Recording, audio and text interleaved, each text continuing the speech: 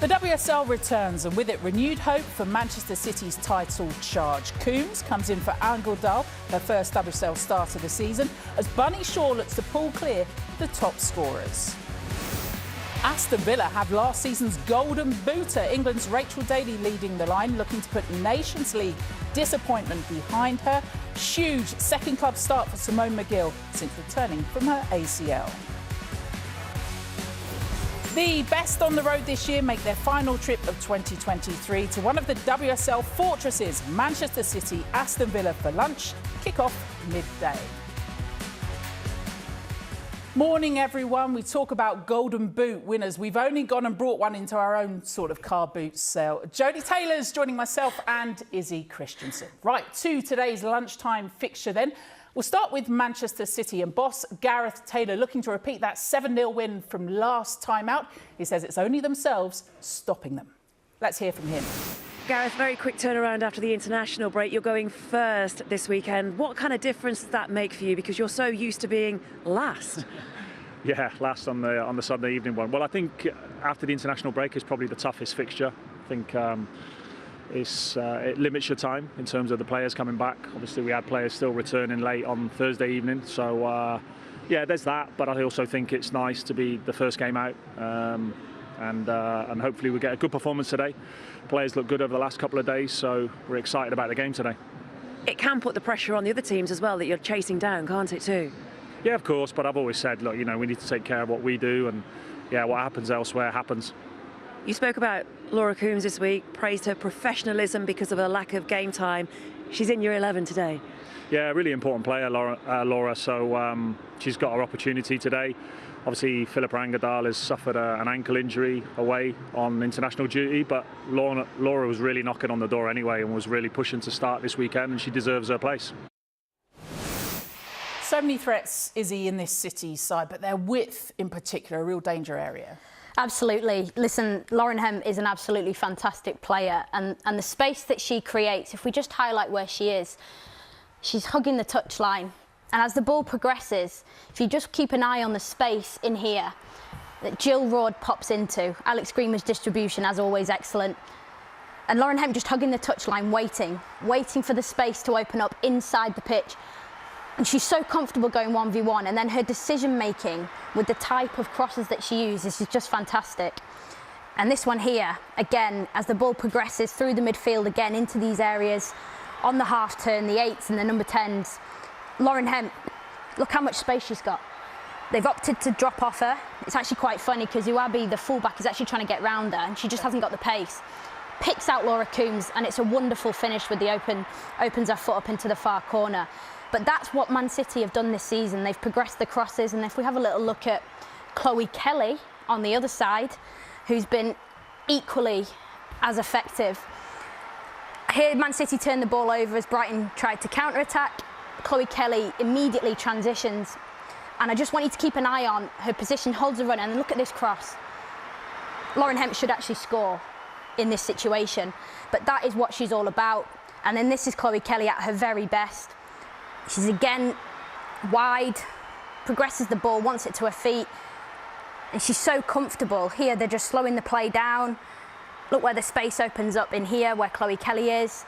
So comfortable going 1v1 on the half turn, and gets past the challenge and then picks another player out, knowing full well that Jill Roord inside the box is deadly.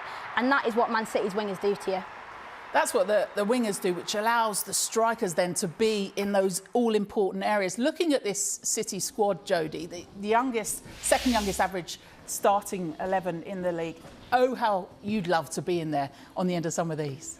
Oh, absolutely. I think I'd bring the age up a little bit there for City, but no, they've got an incredible squad, and just as Izzy has highlighted, Hemp and Kelly, that just their quality in wide areas and the delivery and the variety in the delivery, it's a centre-forward's dream. And Lauren Hemp at her peak, but she's in the last year of her contract. How key is it that they hang on to her? It's integral for the progression of Manchester City. You look at the appearances this season, her goal contributions, goals 3, assists 2, and it could have been way more than that with the amount of chances that she creates. I think it has to become a priority for Manchester City to keep Lauren Hemp at the club. But is it dependent where they finish in the league as well? It could well be, and if you look at what Lauren Hemp's achieved so far in her career, she's got 2 League Cups, 1 FA Cup, 2 glaring missing there is the Champions League and obviously the WSL, and I think a player like her, Lauren Hemp, she needs to be performing at the highest level, and I think you're absolutely spot on. If they get in the Champions League this season, I think that'll help retain her at the club. Do you think she's waiting to see if they're going to make Champions League? I'm sure upstairs in Manchester City they are preparing a contract for Lauren Hemp, but I think Lauren Hemp will wait out for Champions League. She has to be in the Champions League. With Chloe Kelly on the other side too, and it's brilliant for England, that balance as well, but they enjoy playing with each other. Yeah, they do, and you can see they've just really started to click this season, Man City, the front three. They've had a season under the belt. Obviously, Chloe Kelly had her ACL injury the season before, and now she's come in flying this season. And again, just with a variety of being able to come inside, go outside, variety on her crosses, you know, she is in really good form, and I'm sure we'll see that today. Yeah, that's the stinker if you're trying to defend against them. They're a real issue because Bunny Shaw alluded to it. I spoke to her midweek about the front three's position staying high and wide and pinning the back four back. Aston Villa are going to have a real problem today dealing with them because if they choose to go tight, they'll roll you or they'll combine quickly. And if they choose to step off, you saw in the previous clip what Lauren Hemp can do when you step off her. You know, they're both a problem either way. Did you speak to Bunny Shaw this week? I did. We're going to hear it a bit later. When Izzy meets Bunny Shaw, not the other way around. Next, though, we're going to talk all things Aston Villa, and Carla Ward says that actually City don't get the credit they deserve. We'll hear from her next as they look to make it 3 unbeaten against the hosts. It's the 10th anniversary of Rainbow Laces, and the theme of Let's Lace Up to Keep It Up is celebrated at Manchester City Aston Villa today. Now, despite a tough start to this season, Villa are happiest on the road with the most away points this year. Boss Carla Ward is with Jules. You seem to be finding your feet a little bit now. It hasn't been the season you want it to be, but it just seems to be coming together. Yeah, I think across the division it's been a bit of a wild one this season, hasn't it? But no, look, I think the last 5 or 6 games we've shown a lot more promise, you know, shown quality. But I think there was moments of quality in the opening games that we didn't manage to get anything from, particularly against Arsenal and Manchester United. So look, I think the girls can take confidence from the 3 times we faced Man City last season, and that was a reminder this morning. So look, we have to go into it confident. We always do. You have to have belief. I've certainly got belief. The players have, and we have to take that into the game. And do you have that belief? You talk about showing what you can do. Do you believe you have that support, that belief from the club in what you're trying to do as well? 100%. You know, we've had really good meetings with the board. They came in, they spoke to the players as well, and they fully support everything we're trying to do. They've been unbelievable with myself, and you know that helps because it allows us to really focus on the job in hand, and that's exactly what we're going to do. As you say, you reminded the players about what you can do against Manchester City. You're smiling. Good luck today. Thank you very much. A huge move for Villa today is being able to bring back Simone McGill, your old teammate. It's only her 2nd club start for Villa, and she came back in 2022. She had that horrific ACL injury. Yeah, it's a long time coming for Simone McGill. She'll be relishing this opportunity today, and I can actually see why Carla Ward has given her the start today.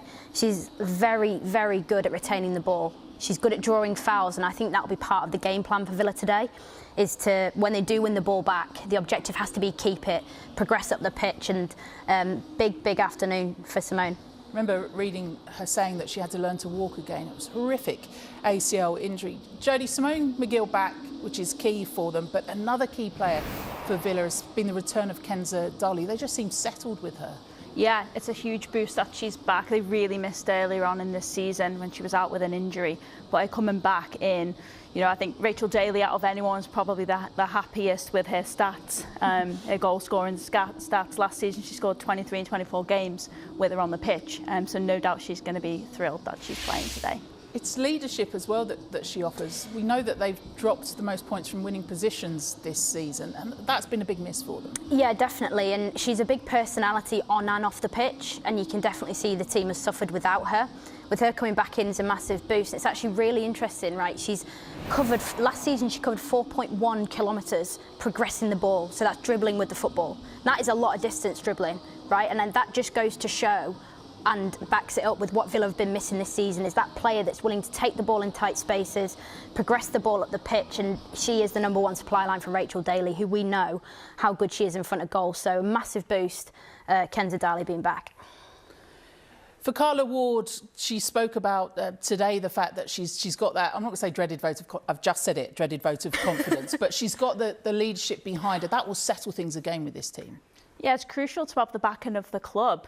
You know, they didn't have a great start to the season. They got beat 6-0 by Chelsea. I think at that point, you know, as a manager, you start panicking. And for her to come out and say she has the backing of the club, they obviously went on to win a few more games, and now they're starting to grow in confidence and grow in momentum. But massive that she's got the backing of the club. All right, for Aston Villa, they also have a bit of confidence from the fact of the last 2 results against Manchester City, including a thriller at the Villa. Here goes Lehmann. Oh, fine finish to give Villa the lead. Their first ever goal against City in the WSL. Here's Daly. 2-0 to Villa. Bunny Shaw. Oh, brilliant header. And City are level. It's Laura Coombs. Oh, what a finish. Villa sensing a chance here. Oh, the keeper's lost it, and Daly makes it 4-3. It's astonishing.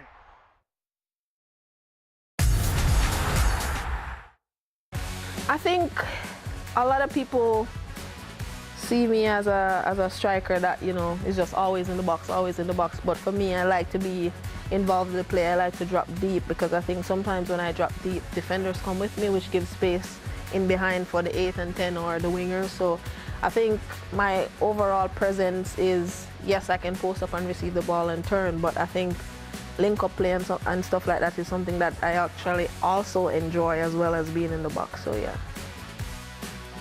When Izzy met Bunny Shaw on Inside the WSL, now you can watch it on YouTube and on Sky Sports On Demand.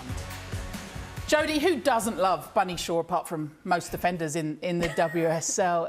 She's quality, and she was virtually unplayable against Spurs, wasn't she? Yeah, she was. I mean, scoring a hat-trick, any player who's going to score a hat-trick is unplayable. But yeah, she just makes it look so easy, and it's her position in between the centre-backs. This goal, it's her movement. One centre-back thinks they're picking her up, little double movement, if not triple movement, to get her head on the ball, and then this is just as typical strikers finish, quick reaction, early finish, goalie can do nothing about it. Do you know her best position? She's definitely inside the box. I mean, I loved what she said about she enjoys linking play, and she said she was a little bit frustrated at times because she wants to get on the ball more. And it's actually crazy to think how many goals she scores with the amount of touches she gets in games at times, but it's all part of the system. And the clips we showed of the front 3 staying high and wide, pinning defences back. You know what, it's a joy to watch, and you know, I got to know her on a whole new level this week after interviewing her. It was lovely, and to see her depth and the insight that she's got in the game, fantastic. She's not been away on international duty, so she's going to be fresh as well, which is another warning sign if you're Villa today. But when I say about her best position, how frustrating is it as a striker when you're being told to do one thing of it, you naturally want to go further down? Absolutely. I can feel her pain as she's talking about that, wanting to be involved. And especially at a team like City, when they're playing well, they have a lot of possession. And as a forward, you're asked to be so disciplined in your shape and just stay high, stay away from play. But I'm sure she just wants to get involved and get on the ball.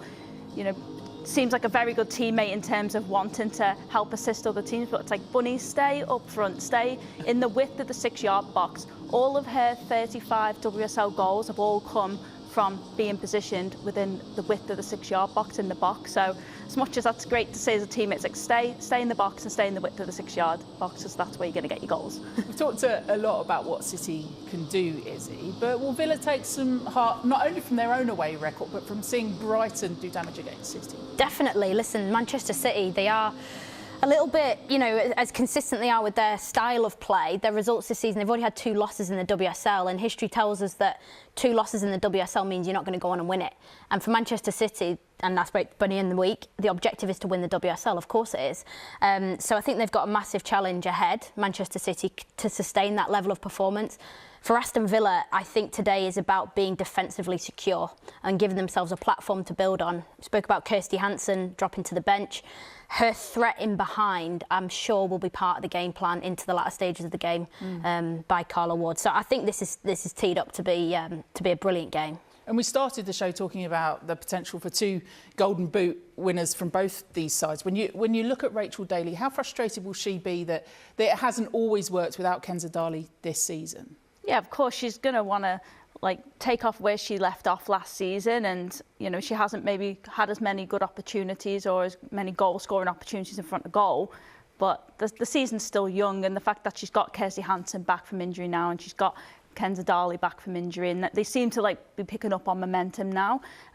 She's got a few months ahead of her now to really try and get some goals and get some consistency. Problem she's got again today, although we've talked about what they can do up front for City, defensively they're very good as well. If we look at a comparison between the two, imagine this like a cake. The bigger the slice, the happier you are, right? So for Manchester City, just see goals conceded, ranked top clean sheets, accuracy as well. So they've got it all over the pitch. Yeah, they are, and that's why when we speak about Manchester City, there's no other way to analyse them other than credit the style of play that they've got, and their positions that they take up for in-possession football actually benefit their out-of-possession football. They're very quick to regain the ball when they lose it. But when you look at the goals conceded, that is Alex Greenwood and Alana Kennedy, and Kiara Keating as well, by the way, who's come in and she's been absolutely fantastic. But the partnership between those 2 players, Greenwood and Kennedy, has been formidable so far this season. They operate with immense amount of control, and what I really like about them both is they've both got the minds of a player, like a midfield player. They're intelligent and they can dictate play from the back. They really are integral to what Man City are doing. Everyone loves the Grinch, right? One way to keep yourself warm during the cold weather up north. And no Christmas cheer for him, potentially for Villa on their last journey away of 2023. We know that they'll want to, both sides, because there's such a long gap over Christmas as well, that it can, mentality-wise, affect you into that next run post when you come to January. Absolutely. These points are crucial. I think this is, in my opinion, the most competitive the league has been so far, and anyone can pick up points anywhere, and that's what Villa's going to want to do today. And City have had some unfortunate losses as well in the season that they're going to want to try and win the league and get points today. You see Bunny Shaw running out at the back there for Manchester City. Spoken a lot about what damage she can do. There is some former defenders who'd have her in their back pocket. Of course, I'm talking about Laura Bassett, who's alongside David Stow for this one. Caroline, thank you. It is one of those weekends that could tell us an awful lot about how this WSL campaign will unfold. Title hopes, European aspirations and survival chances will take hits or receive boosts that could shape the season as the division regroups after another hectic and in some cases emotional international break. The 2 sides getting up close and personal. Here are the sides. Those in blue have shown character and quality of late, winning the derby and demolishing Tottenham. Kiara Keating is having her best ever season in terms of playing time and keeping clean sheets. The majority of the defence in front of her were in international action during the break, with Alex Greenwood finding the net too. Yui Hasegawa starts a 29th WSL game in a row. Laura Coombs is in from the off in the league for the first time this term, in place of the injured Philippa Angeldal. Lauren Hemp relishes a battle with the villains, with 4 goals and 5 assists in her last 8 appearances against them. And in terms of City goals, look no further than Bunny Shaw, who bagged a hat-trick last time out and has hit 26 in her last 23 club games. The reinforcements include Esme Morgan, who impressed for England alongside Alex Greenwood in the week. This was expected to be the year Villa challenged at the top end of the table, but instead they're surprisingly languishing near the bottom. Indeed, Daphne von Domselaar has conceded more goals than any other keeper in the division. The backline has been fairly constant this season, with this quartet looking to tighten up against the Manchester City goal threat today. Former Manchester United midfielder Lucy Staniforth comes in, with Adriana Leon dropping to the bench in one of 2 Villa changes. Further forward, when Kenza Dali plays well, so does her side, so she could hold the key today, with Simone McGill in to make only her 2nd club start in 18 months in place of Kirsty Hansen. Up top, top goal-getter Rachel Daly is 1 away from double figures this term. And the Villa bench includes the 2 former Manchester residents who've stepped out of the side, Leon and Hansen, who scored here last term. So that's the cast list. Laura, you're shining the spotlight on a couple of key characters pre-kick-off. Yeah, I think for Manchester City, it's got to be Alex Greenwood. You know, she really is a world-class defender. She's the heartbeat and gel of this team. If Man City are going to perform at the levels that they have been doing the last 2 performances, she's going to have to lead by example, her discipline, and make sure her team has got utter concentration and drive those standards, which she has been doing excellently. And then for Darley, Kenza Darley, she's huge, she's important. Villa need to keep buying the ball, feed her. She's so good. You know, she just can make something out of nothing. And just her link up with Rachel Daly is impeccable. And that's what they need to find today to cause Man City problems. And so before we get underway, the 2 sides take a stand by taking the knee. And it will be Manchester City to start us. This is a contest which has largely belonged to Manchester City in recent times. Of the 6 WSL clashes, 4 have gone the way of those in blue, with Villa emerging victorious in just 1 occasion. And never before have the Villains triumphed on City's own patch in the WSL. But then that particular sample size is small, and while Carla Ward's side haven't sparkled as we expected them to this season, Gareth Taylor's teams have had their issues along the way too. So let's see what happens when we put them together today.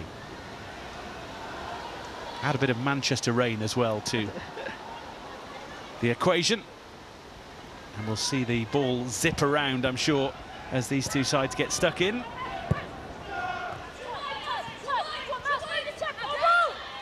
An early run for Chloe Kelly, one of many on the field in international action during the break.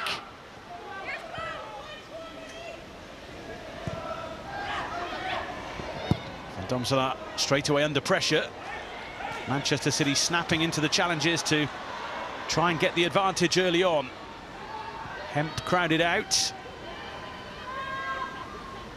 Hasegawa looking to keep it and move it about. Room here for Kelly. Plenty of options in the middle. Bunny Shaw trying to break free.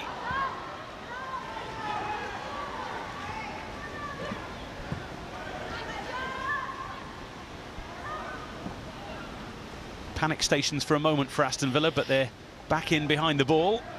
Yeah, it's going to be decision making, isn't it, from those defenders, and Van Domselaar in particular, when to keep the ball, but they know that, knowing that Man City are really going to press you high with Chloe Kelly, Lauren Hemp, you know, you're really going to have to make it clean to keep the ball and secure it. Kenza Darley moving it on to Rachel Corsi. Now Jordan Nobbs with Maz Pacheco as a willing runner. Alexandria Cross to at least slow her down. Aston Villa build from the back again with Turner and indeed Anna Patton.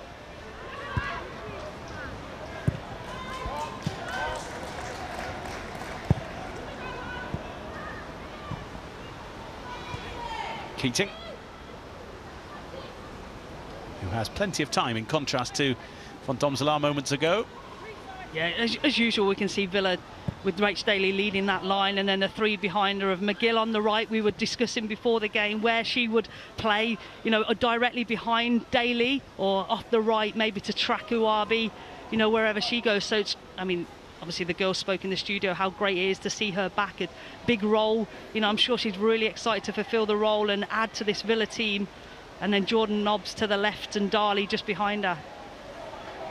Yeah, horrible injury sustained by Simone McGill. And from my own experience, I know ACL injuries are horrible injuries themselves, and the rehab is long and very monotonous. But she's back in and looking to make a difference today. On defensive watch in these early moments, with Lauren Hemp applying the pressure for Manchester City.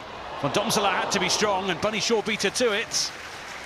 Just couldn't quite get above the ball to make the difference inside 4 minutes. That's your early warning, isn't it? Sarah Malin up against Lauren Hemp. You know, the 1v1, I think McGill was going there to try and help her out, to try and double up. But again, it's these crosses into the box. Look, someone's got to get tighter to Bunny Shaw. It's really difficult as centre-backs. You've got to sort your own body shape out. Where's Bunny Shaw? Get close, affect the ball. But that's your first warning for Aston Villa. When Bunny Shaw rises in the box like that, she powers the ball towards goal, doesn't she? So good in the air. Well, exactly. You have, as a centre-back, you have to use every bit of ounce of strength, power to put her off without committing the foul. Really difficult.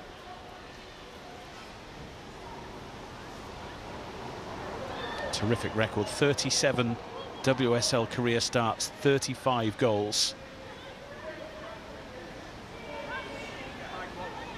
So many impressive numbers. And here she is looking to feed Chloe Kelly. Up against Pacheco. Tidied up by Danielle Turner, and now Jordan Nobbs, who celebrated her birthday yesterday. Daly. Nicely done for Nobbs again, who has room here. McGill is forward, Daly as well, and Daly.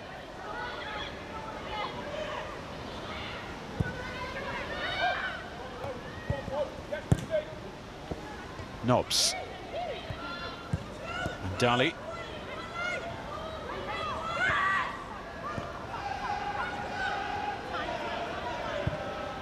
Daly. Back for Corsi. Just poked away from her as she was weighing up her options. It's a good spell for Villa, isn't it? To add instill a lot of confidence in the players. You know, some good, crisp, short passing. Get used to the ball, move it, switch the play. You know, get everybody involved. Move Man City around.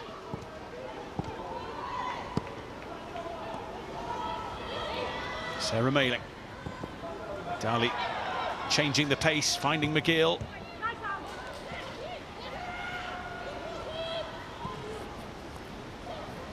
Mailing again.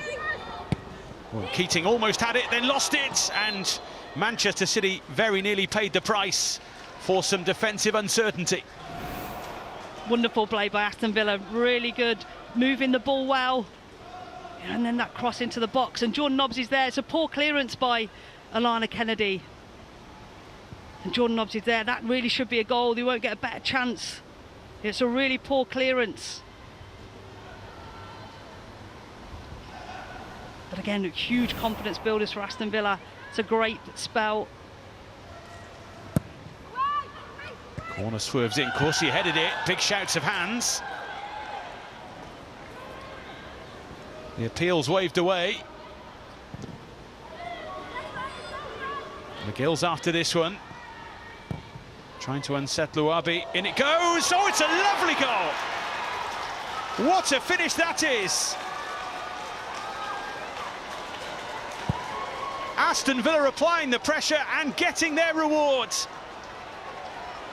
They fancy this today. They're in the mood from the off and in the goals. Well, you can't say that Man City didn't have their warning sign with the Jordan Nobbs effort, the handball shout, and then this absolutely fantastic finish.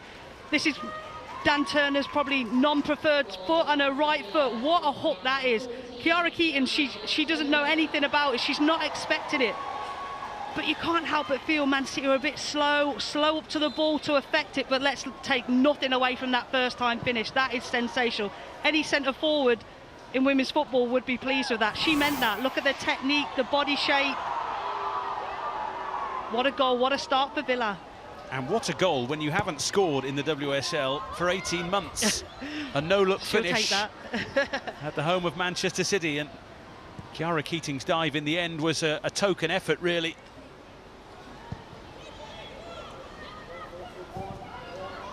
Beautifully steered home. Aston Villa, a goal to the good with 8 minutes on the board.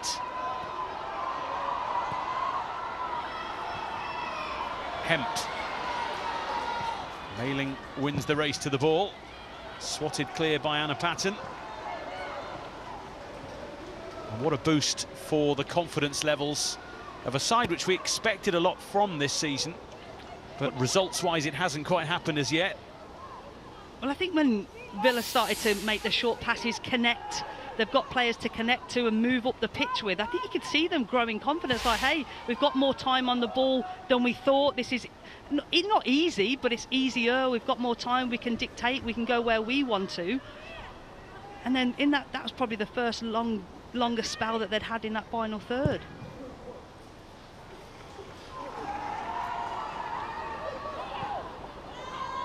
So what of the Manchester City reaction? Asagawa, Shaw, nicely done. Oh, and Turner, well, how often do you see that? Score at one end and then pop one in at the other. Managed to just steer it past the post. Sharp play in and around the box. Look at this Bunny Shaw, look how hard she is to get the ball off. And again, Juror faces up, just links the play. But again, huge concentration needed from Dan Turner to steer that just past the post.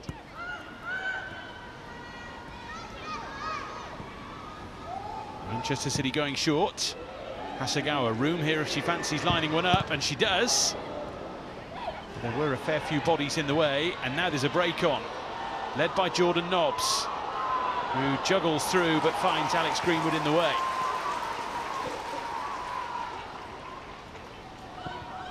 Just wasn't able to quite poke that through towards Rachel Daly. No, they were trying to link up, weren't they? It was a good little combination play, but that, especially those two players, Nobbs and Daly, you know, lots of enthusiasm, lots of energy, can move through the gears quickly.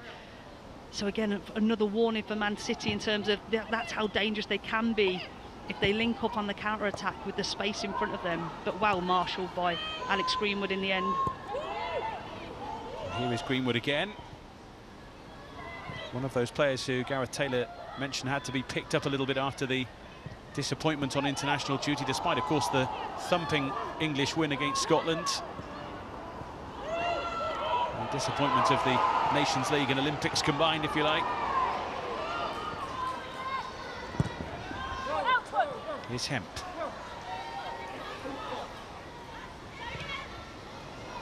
Lifted straight back to Staniforth. Now Pacheco.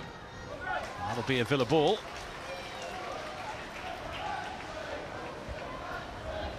Well, that's the start she would have loved. Carla Ward. No surprise to see a smile, not just with a finish like that, but also a lead so early on.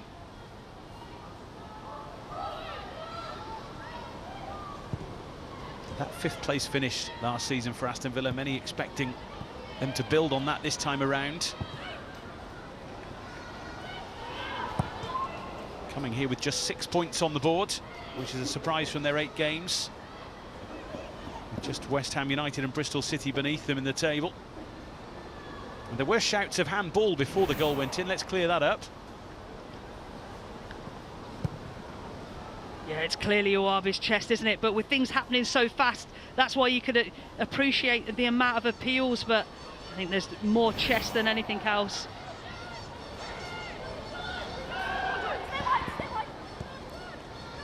Alessandri across for Greenwood.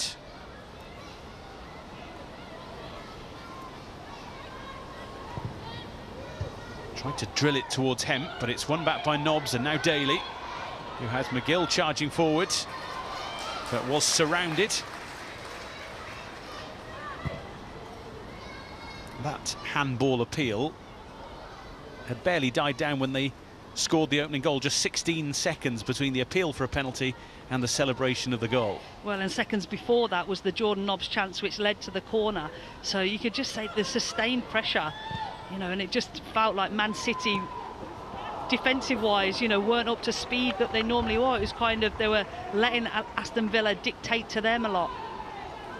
Miscontrol from Chloe Kelly, who, as is often the way, has switched early with Lauren Hemp. Both have now already, inside 10 minutes, been on the left and the right. It's one of their real attacking threats, isn't it? The ability of those two to switch around. Defenders don't get settled playing up against one of them. Pacheco in, and now Nobbs, and now Staniforth.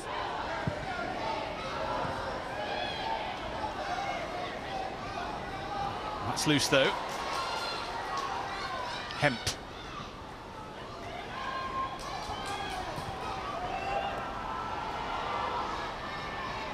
Kelly.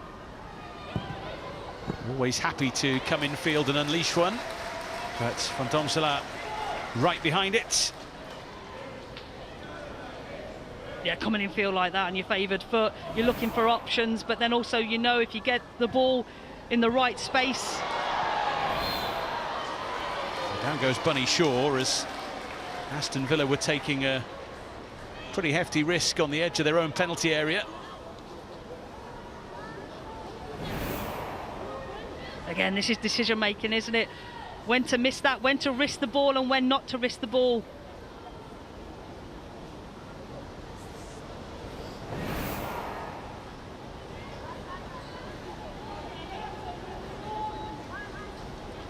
Well, the angle here and the distance from goal would presumably favour Alex Greenwood.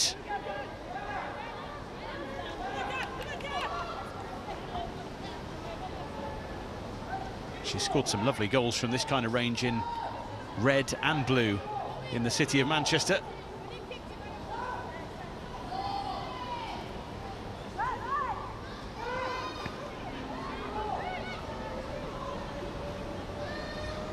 Aston Villa hold their breath a little here.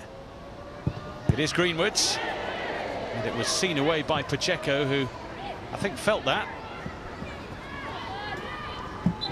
The game will have to stop.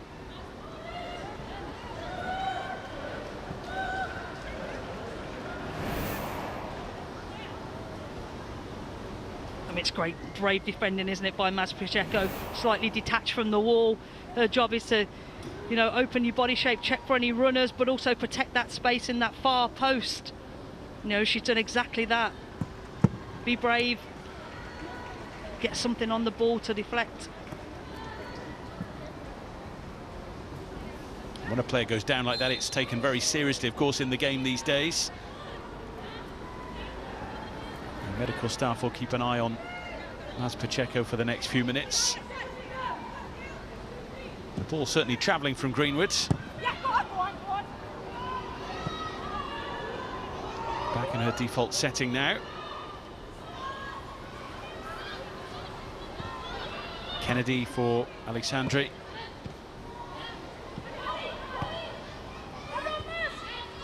Coombs trying to win it for Manchester City, but Aston Villa have it under control with Dali. Just trying to elevate it enough to find Jordan Nobbs. Hasegawa now. Greenwood.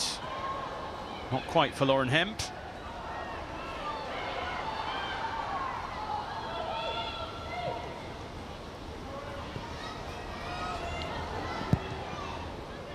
You can see there's that Lauren Hemp press, trying to make something happen, force an error, but again, calmly played out by Aston Villa. Of course, he steps in to make sure that Bunny Shaw doesn't get a run on goal. No one getting any time in that midfield at the moment.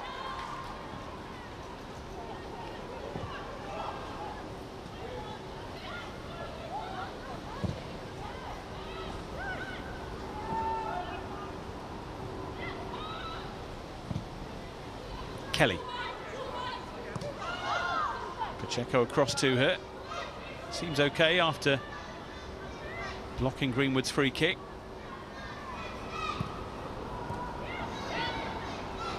Coombs dispossessed.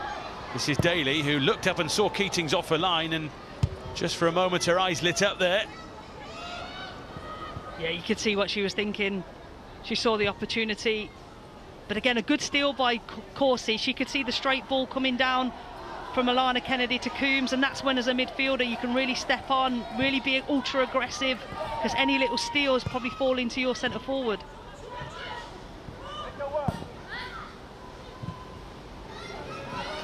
Kelly, Shaw, Alessandri saw the run of Coombs. Well watched though by Turner. He wasn't going to take any risks.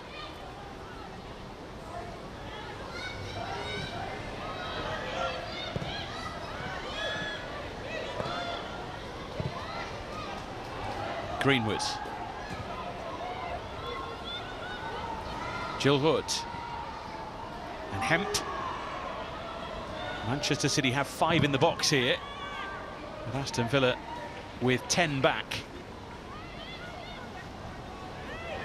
You can see though when City find Rord and Laura Coombs with a good ball speed and they can turn and face forward, that's when the attack livens and it takes it to another level.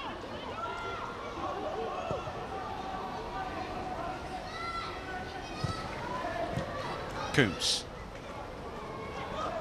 just starting to find a bit of room in that otherwise congested midfield. Greenwood, Hasegawa, and towards Shaw. Tried to bring it under a spell. Would hit it. Hemp will go for it as well. I tell you what, that would have been special had it just dropped into the bottom corner. I mean, it would have been spectacular. I think that Aston Villa centre-backs, Patton and Turner, do really well, work together to deny Bunny Shaw. But then this is audacious effort from Lauren Hemp. So close, isn't it? Wonderful technique to keep the ball down, head over the ball. She takes her time, doesn't she? She waits for the ball to drop at the perfect height. Well, she's had so much success in games against Aston Villa in the past. 4 goals and 5 assists in 8 appearances is a terrific record. And it's 7 goals and 6 assists in her last 14 WSL appearances. She tends to make things happen.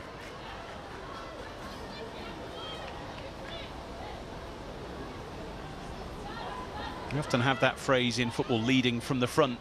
And I guess if you have her in that front line of Manchester City players, she is that kind of leader with the press, as you've mentioned. Yeah, exactly. She understands her role. This funnel press, showing people here, look, she's trying to create. She knows she probably won't win it on that first phase, but she's trying to really force an error. So Van Domselaar in that occasion perhaps a poor pass out, so her teammate can then win it. She's prepared to do those hard yards.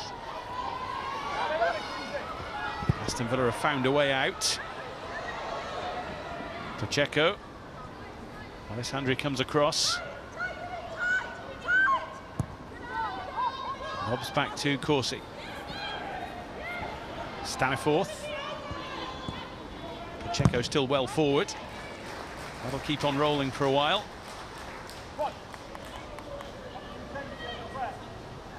It's interesting how Villa is set up, because in previous games they've just had Rachel Corsi in the base of the midfield on her own, but having Lucy Staniforth alongside her as a real solid foundation, as a base, they can work together both in possession, secure the ball, those short passes, because they both like to get on the ball, but also out of possession, they're close enough, they can move across the field quick enough together.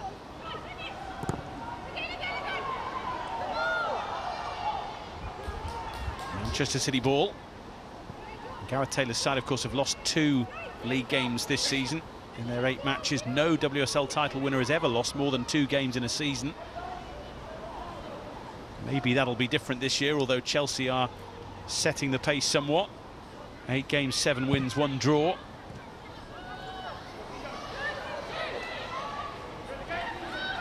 Gareth Taylor talking with pride in some way about the fact that the only points Chelsea have dropped are against Manchester City.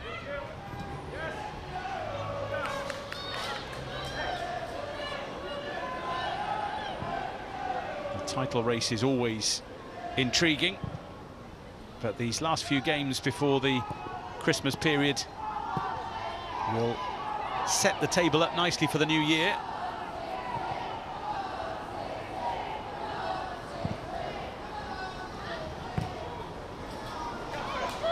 Coombs. Alessandri trying to trick her way past Dali.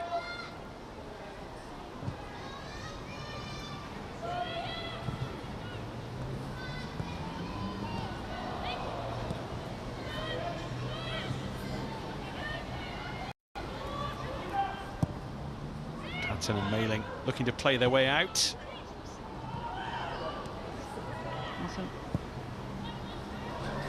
Domselaar. Right under the nose of Bunny Shaw, whose pressure applied, wins the throw for Manchester City.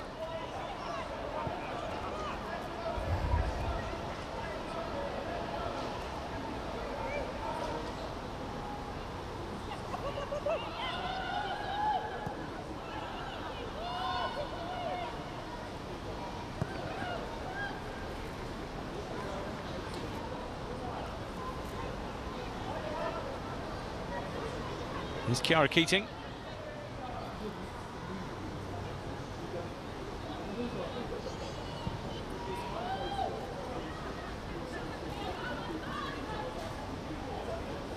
Kennedy striding out with it. Once again a casual pass, this time Alessandri giving it away, and now Daly has the chance to run in behind but has just gone a little early. Wanted the ball quicker. She did, she was in a great position, but again it's come from a really sloppy, casual pass from City, and that's it. Then Villa, they can connect. It's close, isn't it? It's so close. But with all that space that Rach Daly has him to run in front of her, and she's got a good body shape facing the goal, whereas Alana Kennedy had to turn, feed her the ball quicker, feed her in. And again, Villa doing that in the mid of the pitch, that midfield, winning the ball back from such a sloppy error from City. Really casual at some parts.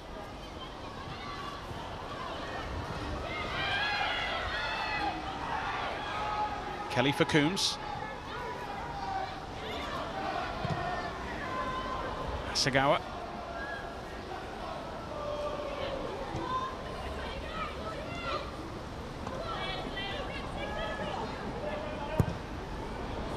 Moving towards Shaw, who was hovering with intent.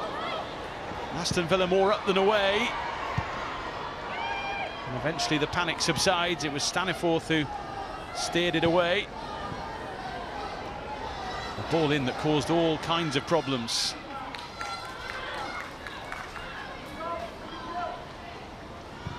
It's a fantastic ball, wasn't it? Asked so many questions.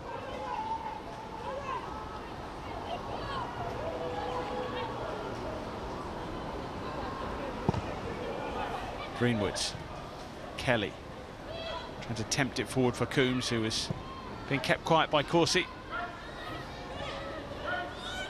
Daly. Jill Hood wanted to pick that one up, but instead it's with Villa. And with Daly looking for Daly, who just had to hold her run that little bit longer.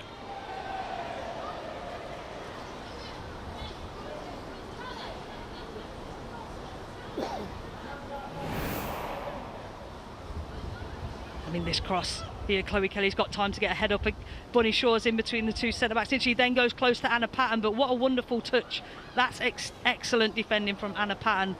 You know, knowing that Bunny Shaw's right there, and it just does enough just to distract her, put her off. Hemp. Shaw's in there, Patton's there once again.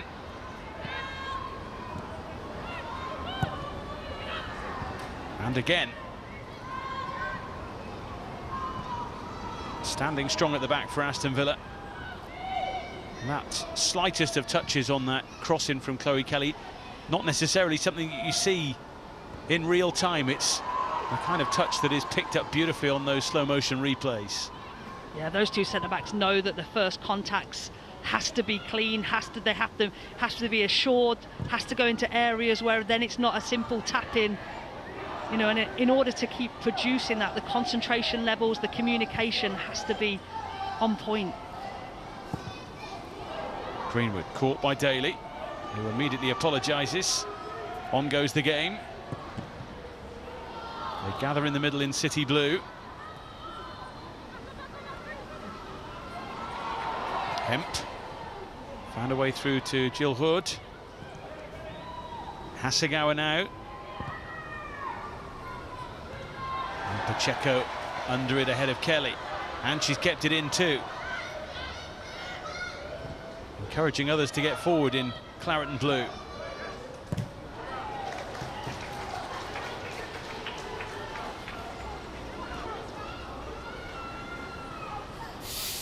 Well, after a busy week in the Premier League, the action continues tonight with Aston Villa's men's team looking to build on their City victory. as they host Arsenal from 5. And of course the live WSL action continues tomorrow from Brisbane Road as Tottenham look to right the wrongs of their last outing against Manchester City as they take on Manchester United. 6:30 Sky Sports Football for that one. Free kick for Bunny Shaw, and a yellow card's coming out here. Yeah, good decision by the referee. And again, you can see Bunny Shaw driving forward, and of course she knows she's going to take that yellow card for the team. And from Chloe Kelly, and the bounce beat everyone, including Lauren Hemp.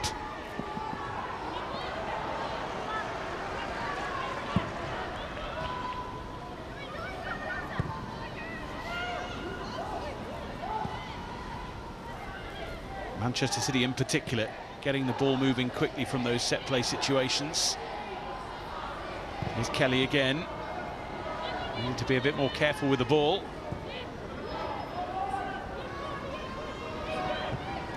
Oh, Mailing with a gift for Shaw, who wriggles free, and Chloe Kelly very close to it.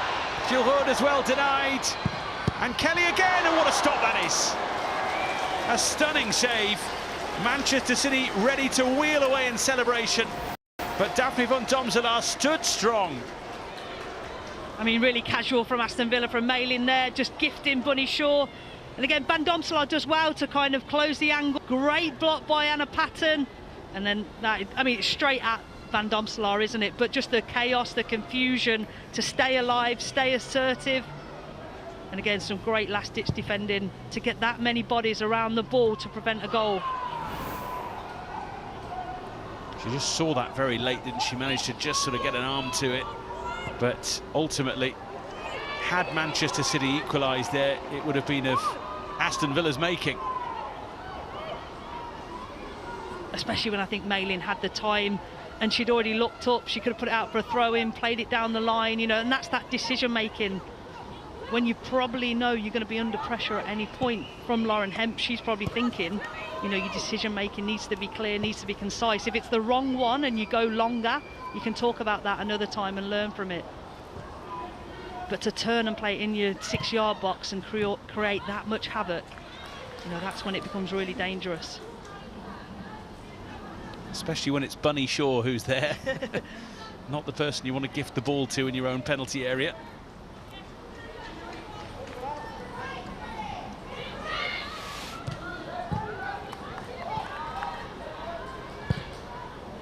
Well, the numbers from the game so far, interesting to note. Manchester City with plenty of efforts on goal, plenty of the ball as well, but it's Villa who leads. Well, it's been clinical, isn't it? It's the shots on target that's probably low for City, for their standards, for their recent form. And that's probably the first save that Van Domselaar's had to make of any notice. Well, last time out, Manchester City had 10 shots on target and scored 7 of them. And bizarrely, their XG for that game was actually only 2.55. But it didn't work out that well for Tottenham Hotspur. Obviously, it was a huge win.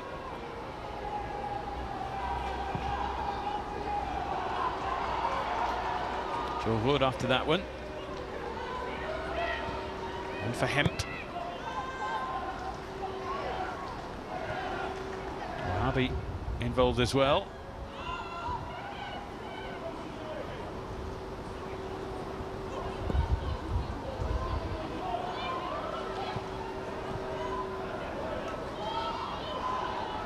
Hemp trying to shake off Mailing. She's done that. Wahhabi in behind. No way through. It will be a corner. Again, really good patient build-up down that left-hand side.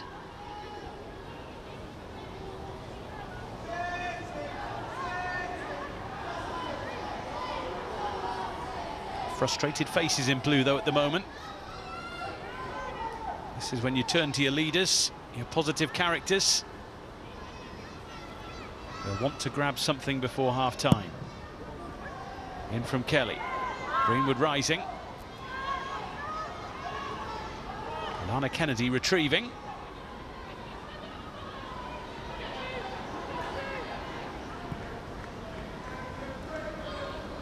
Shaw unable to get past Corsi, hurt herself in the process.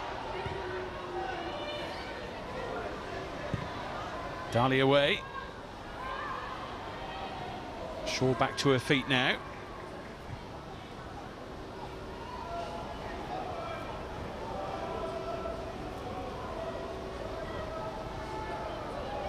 Asagawa.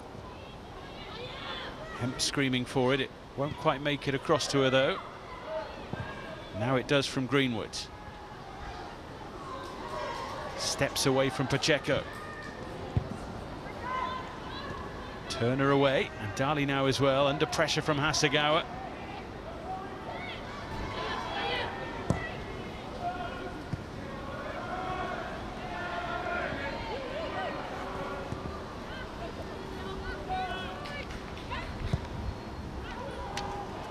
Coombs.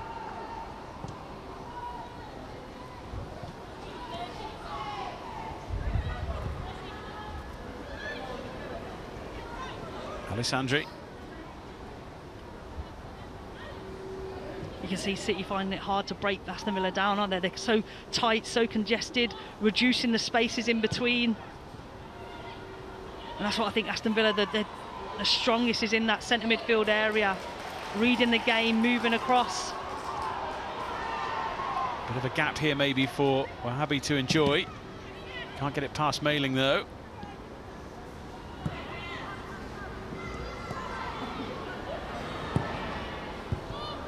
And it goes towards Shaw, but once again repelled. And now the counter. Daly trying to hold on to it. Lana Kennedy in strongly. Hasegawa takes it on.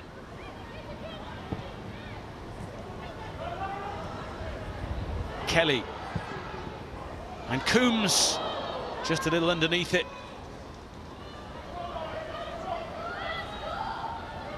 Just keeps on coming back though from Manchester City here. Hemp onto the head of Pacheco. Shaw. Dali neat and tidy.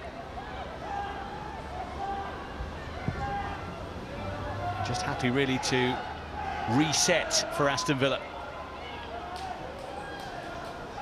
I think the way Aston Villa have defended crosses has been excellent so far. It's either been, you know, they get the first contact, or it's been a mixture of poor quality for Man City on that final execution, which we're not used to seeing in the previous games.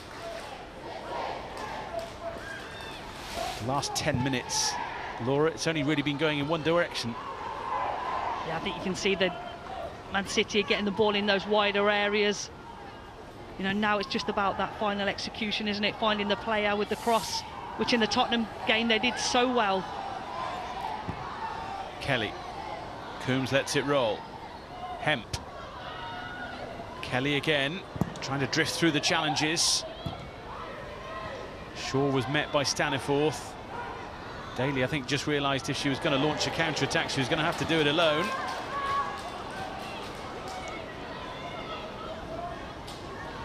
She and her manager frustrated that she didn't have any options there, really. Well, that's what happens, Man City, when they lull, when they keep the ball for so long. You defend him for such long periods, moving across the pitch. And then when you win the ball, you know, you have to find each other, which is really difficult. Hubby's ball in, deflected behind. It'll be another Manchester City corner. But even though Aston Villa have conceded that corner, you know, the block from Sarah Malin, it just allows everybody now to get set up. You know, those blocks are crucial.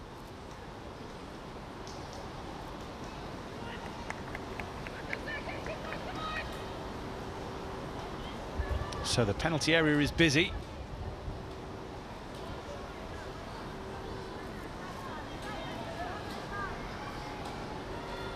And even the 6-yard box is pretty congested. It's busy on the line. Greenwood trying to jump for this. Kennedy as well. Hood helps it back out towards Kelly. And the game has been stopped here because of a head injury.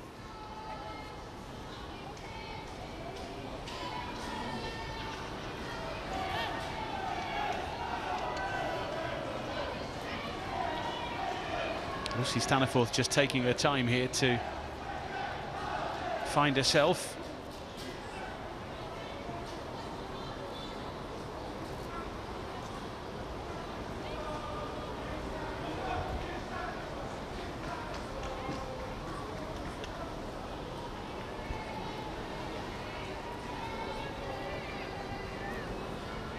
Well, the ball will be dropped at the feet of Lauren Hemp.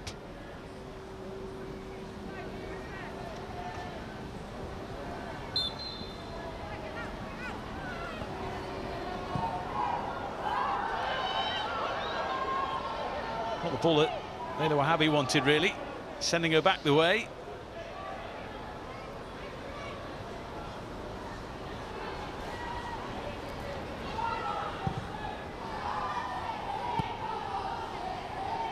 Keating for Hemp. And it was Mailing who was grappling. You could argue that's exactly the same as the Rachel Corsie challenge, which ended in a yellow card. Yeah, I was just about to say that. You know, see, if she gets away with it, it'll be really lucky. But this is when Lauren Hemp's so dangerous. She draws you in, draws the defender in, and rolls infield into the space. And when she's coming across the pitch at that speed, it's so difficult to mark and to defend against.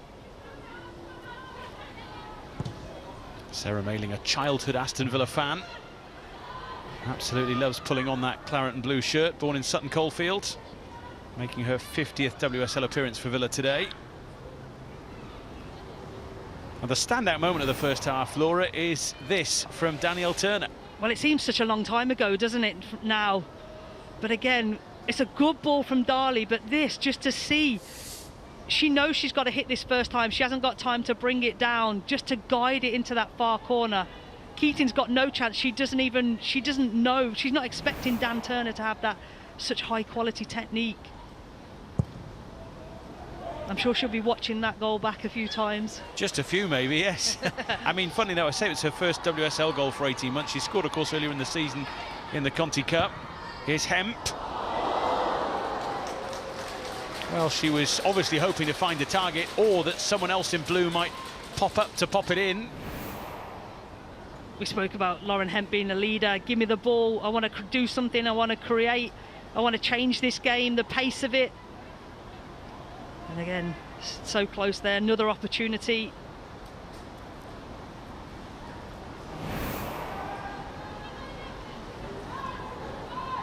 Scorer of a couple of goals in Manchester City's big 7-0 win against Aston Villa a couple of years back. And a player much talked about at the moment because of her contract situation, with her current deal expiring in the summer.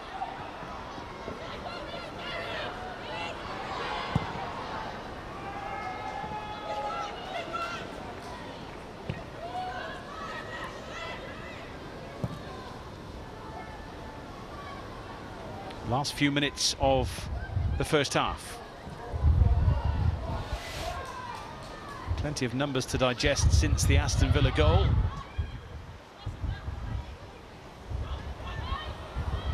It has been largely Manchester City, but thus far without reward.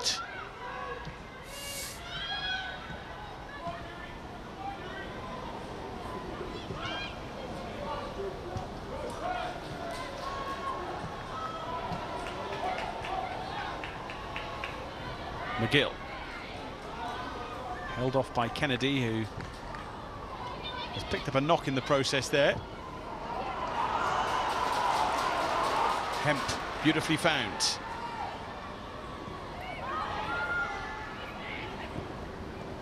Wahabi just about beats Daly to the ball. Hemp again, stands it up for Shaw. Well, she was retreating all the time, had to really put all the power on it herself.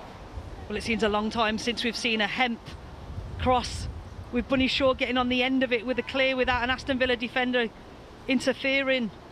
And again, it's hard to generate such power when she's travelling backwards there. There's an easy pick up for Van Domselaar. But again, that's been the difference, hasn't it, in this game? They're getting into wide areas, getting the crosses in, but it's not either finding the feet of a Man City midfielder or the head of Bunny Shaw. That connection isn't quite at the level it has been before the international break. Bunny Shaw, 31 goals last season, 20 of those coming in the WSL. Currently on 7 for the season, with 6 of those in the league. She'll be interested again as Hemp comes forward with the ball. Wahabi takes over. Kelly on the end of it maybe, or it was just taken off her toes. Laura Coombs it was who fancied it herself. Her cross in, just for a moment maybe had Van Domselaar scurrying across the line. Again, a good overlap by Owabi. Just a little bit of communication from Chloe Kelly. I mean, it's a wonderful touch by Laura Coombs, you know, to retain the ball, secure it. But again, Chloe Kelly, you can see her shaping up, but no communication, that's what happens.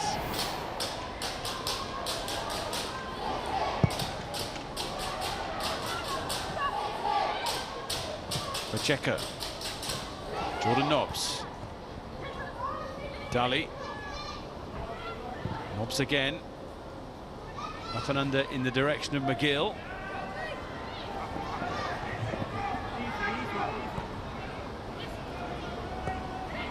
We're going to have a minimum of 2 added minutes at the end of this half.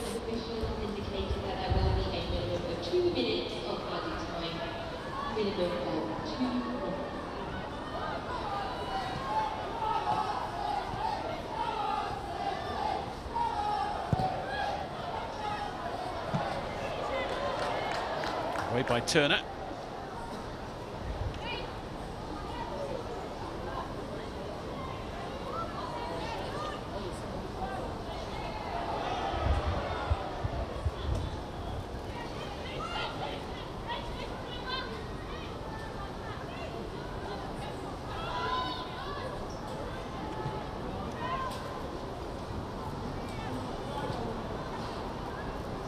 Greenwood.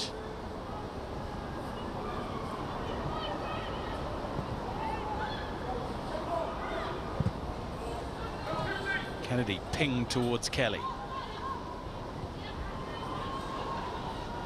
Shaw rides the challenge of Staniforth and just placed the ball between 3 in blue.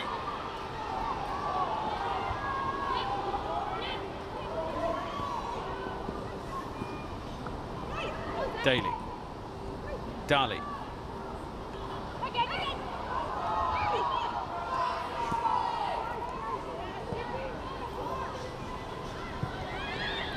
Domselaar under pressure immediately from Lauren Hemp. Just suddenly puts the foot on the gas and is right there. I mean, I think every single Villa player have really grown in confidence, haven't they? They're competing, executing a game plan. I'm sure Carla Ward will be extremely proud of her team at half-time.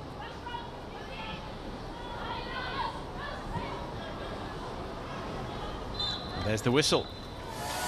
Plenty to digest from a first half which in possession terms has belonged to Manchester City. But it's Aston Villa's game as it stands. A peach of a goal from Danielle Turner. The decisive moment in that first 45 minutes. And despite all the forward thinking from the home side, it's the visitors who lead at the break. Half-time, Manchester City 0, Aston Villa 1.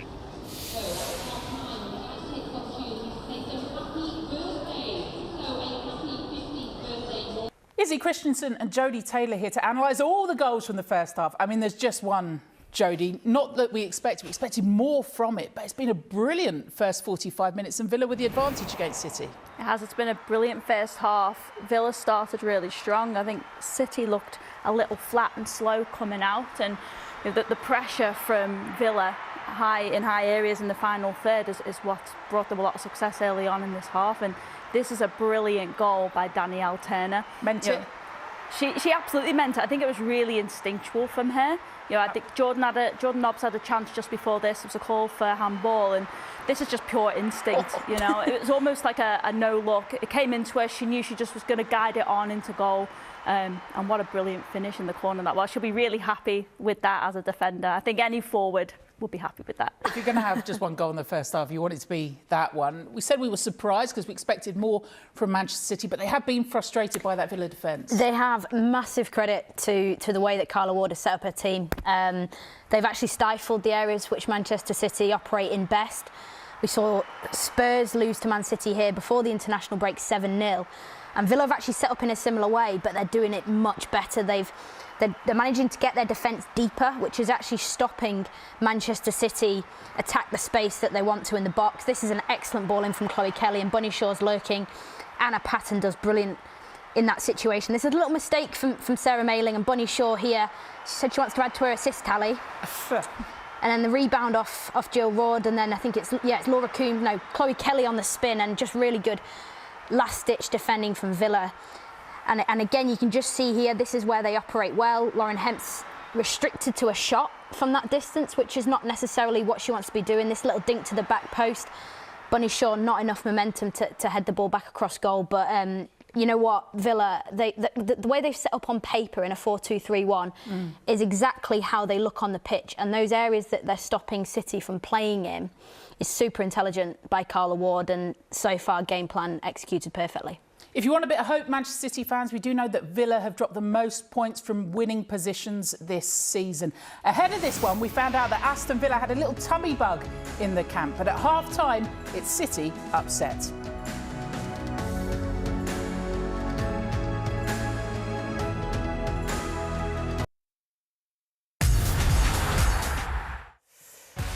There were some warning signs for City ahead of the goal. Jordan Nobbs perhaps should have done better, and then maybe there was a penalty shout before this. What a goal from Dan Turner.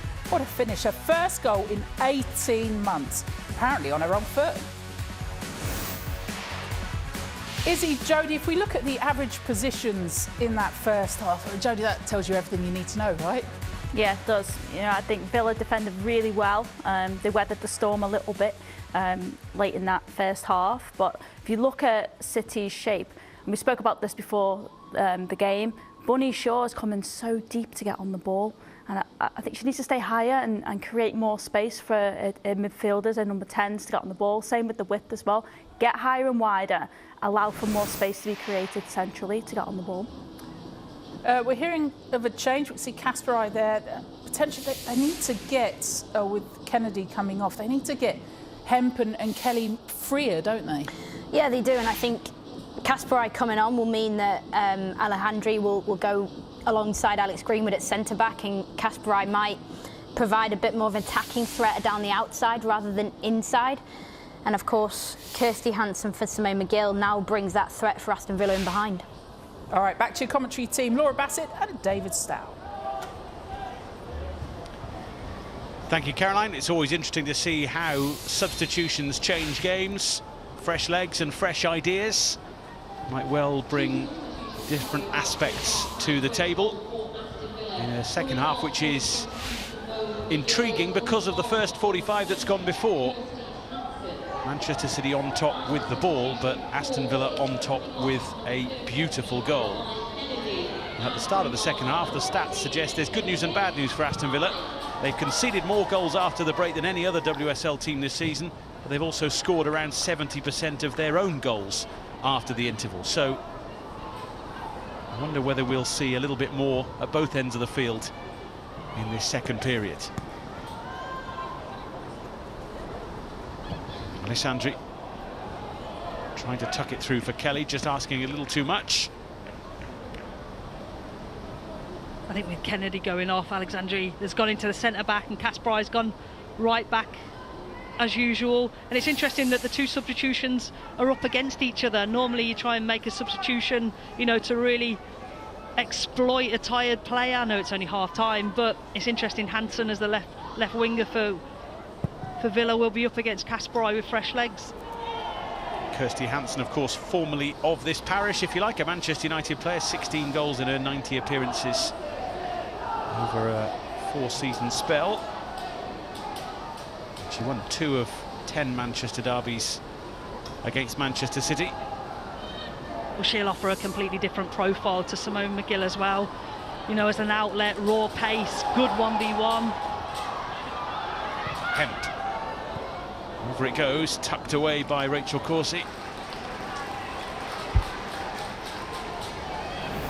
Again, Hemp's started the way she left off in that first half. Good crosses into the box. Sarah Mayland trying to affect that.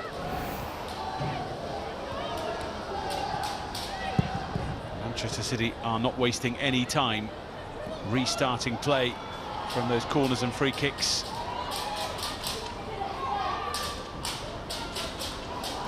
Kelly trying to pick up the scraps.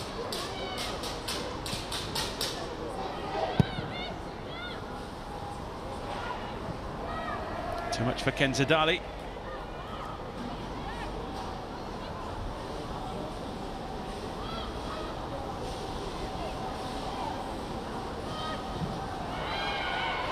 Kelly with a tug of the shirt.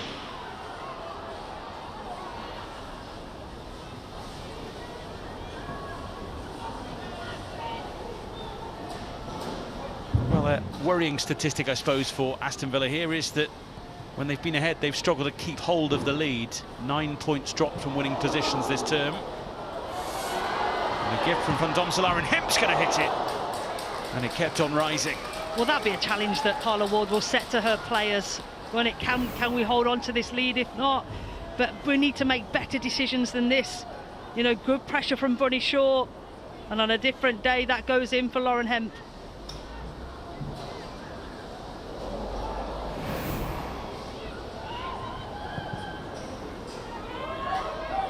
Jordan Nobbs.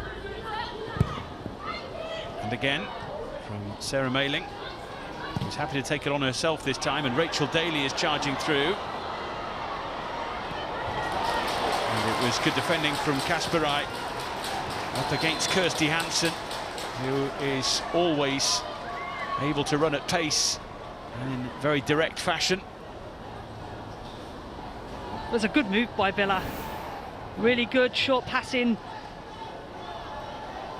And you can see Rachel Daly's offside, just offside, but Kirsty Hansen isn't. And again, wonderful defending by Kasparai in the end. Towards Daly, or it's Hansen there as well. Where's it going to drop? It's Jordan Nobbs who takes it on. And a few got in the way. Clearly concerned as the ball rolled to the former Arsenal midfielder. Again, Villa do well to keep the composure. Rachel Corsie here, look, just plays it into the space rather than at Jordan Nobbs' feet.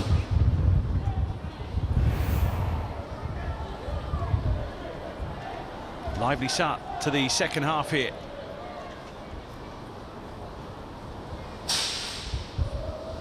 Kenza Dali to take as the wind really starts to whip around.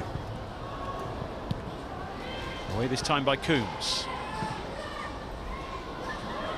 Dali again. Well, that's deflected as it came across, and it was just a step or two away from Rachel Daly.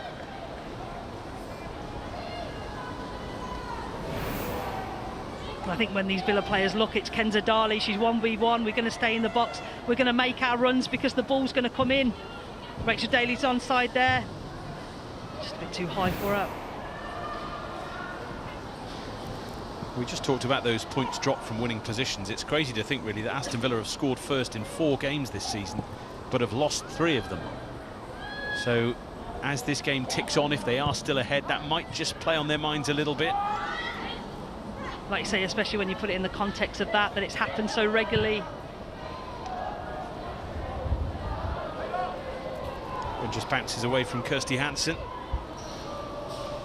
That said, when things go against you like that, you are even more determined to turn those kind of statistical records around, aren't you? Yeah, and especially because Carla Ward's she can go to the bench again.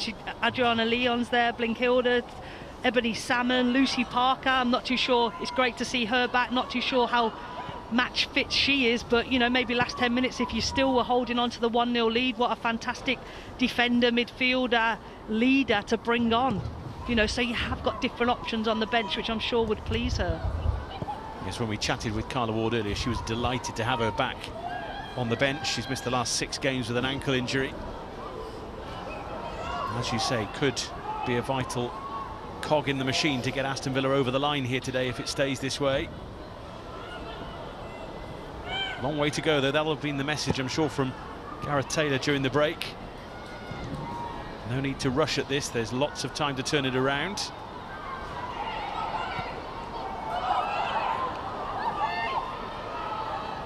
Kasparai back to Keating. That's not where she wanted to put it. Just wouldn't sit down for Staniforth to strike it from range.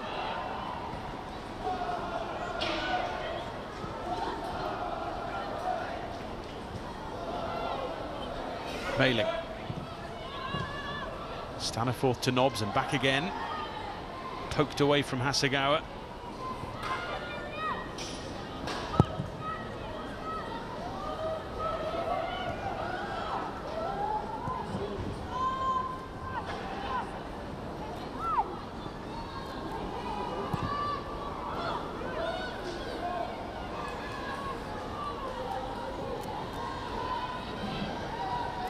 Turner. Domzala. Now Mailing. Jordan Nobbs sets off, trying to step away from Wahabi and indeed from Greenwood as well. No one was waiting for the ball across. Pacheco. Nobbs is after this, but won't get there in time.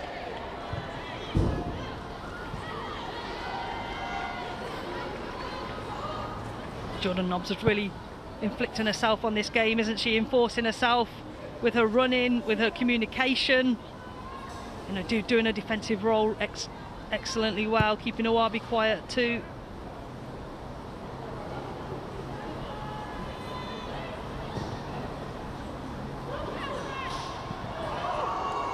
Kasparai tangling with Hansen.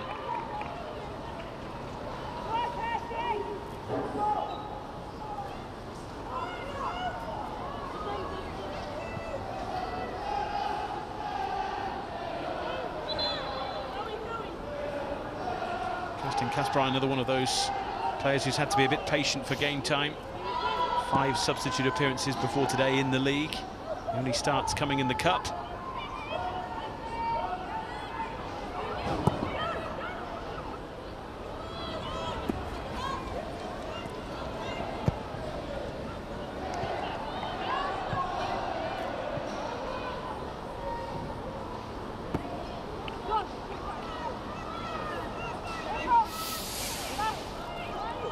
The possession since the break makes interesting reading.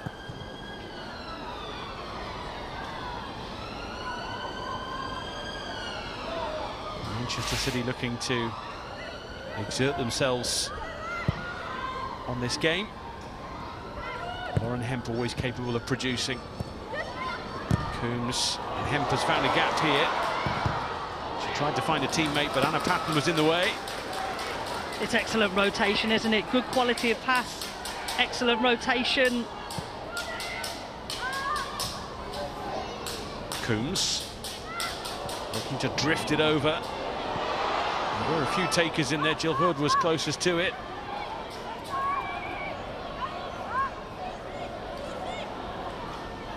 Bunny Shaw loses out. That's a loose one for Greenwood to collect. That will bounce and bounce, and out it goes. Again, we can see Rachel Coursey, you know, doing excellent work there, going out, doubling up on Bunny Shaw, and also having Rachel Coursey's played centre-back most of her career, but her playing in centre midfield from crosses and wider areas, she can drop in as an extra centre-back and help out Patton, help out Turner, add that leadership. So it's great, the versatility and the flexibility within games that she knows the game, she reads it, and she can position herself accordingly. In the international break just gone, she just picked up her 146th cap for Scotland. Right back in the mix in the engine room for Aston Villa again today. That played in the Carla Ward previously at Birmingham.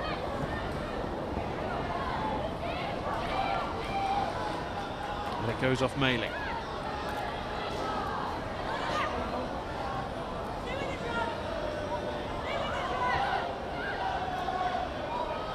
Well, the onus is on Manchester City to up the pace a bit here and up the intensity.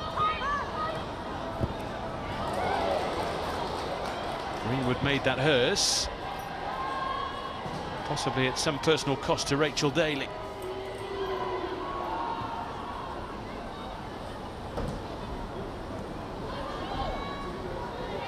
Hemp.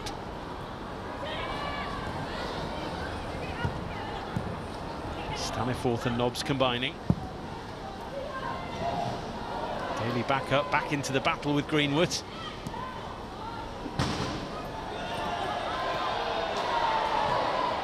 goes Hemp this time.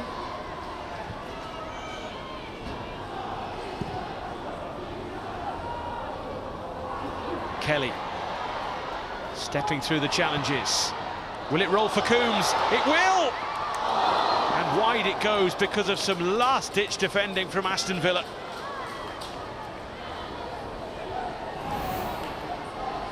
Good play, isn't it? Max Pacheco just steps a little bit too close to Chloe Kelly, who skips her. And again, Bunny Shaw knows what she's doing. Wonderful defending from Stanley Forth.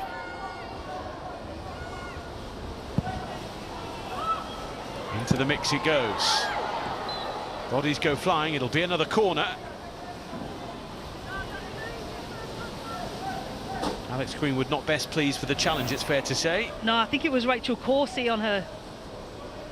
And I think Rachel Coursey, she's trying to track the run of Bunny Shaw and runs into the back of Alex Greenwood, doesn't get the ball, probably doesn't know much about it, but she's trying to trap Bunny Shaw, but she does bundle over Alex Greenwood. The hand of apology came out straight away, but the decision from Abby Byrne, the referee, no penalty, corner kick, on we go. Kelly back to Greenwood. Kasparina. For Greenwood once again. Plenty rising for it. Aston Villa steer it clear for now. Back in from Greenwood. Van Domselaar had to command and did. And is applauded by her manager. That's exactly what you need, isn't it? When your team's been under pressure from corners, wide areas, come and collect the cross. Come and clear the danger and let us relax for a few seconds. She signed in the summer from FC20, and she's kept one Aston Villa clean sheet in the win against Bristol City last month. Now she would love to pick up another one here today. Off the back of a busy international break with the Netherlands. And she's not had to make that many saves, is she? She made that save that was straight out that she saw late, and then it's just been pickups like that, hasn't it? Crosses. You know, considering how dominant City have been with the ball. I think against Tottenham, you know, their accuracy, their ball speed was exquisite, their technical was amazing. Kelly. Oh, and Hemp is there! Lauren Hemp again against Aston Villa. And that's exactly what Manchester City needed. Back on track, back on terms.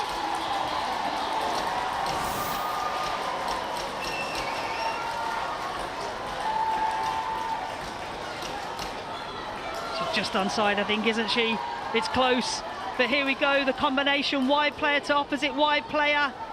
Again, Sarah Mayling gets drawn in with Laura Coombs, and Lauren Hemp's got all the time in the world just to direct that header.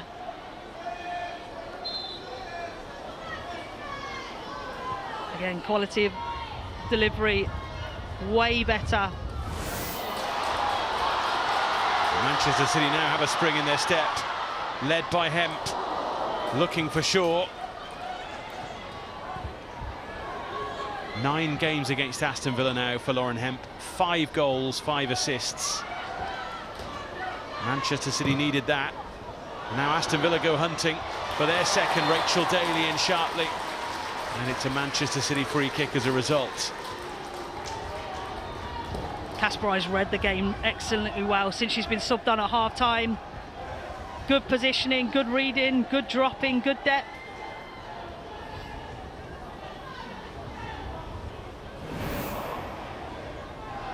Again, you can see Sarah Mayling just getting dragged in, which means Lauren Hemp has got all the time in the world just to make sure she gets a good connection. Sometimes having that time can be a bad thing, can't it? You can start second-guessing where to put it, how to hit it. Not when you're in the form of Lauren Hemp at the minute, though.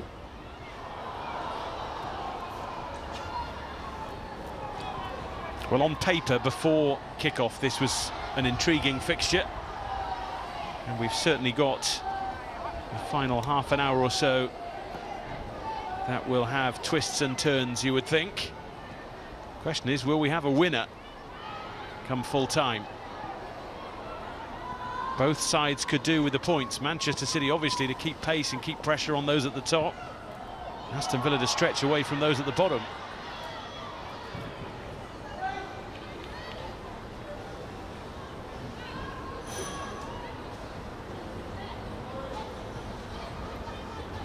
Football obviously is a physical game, but there's a mental side to things, isn't there, in terms of playing first in the weekend, applying pressure and soaking it up if you have to play last.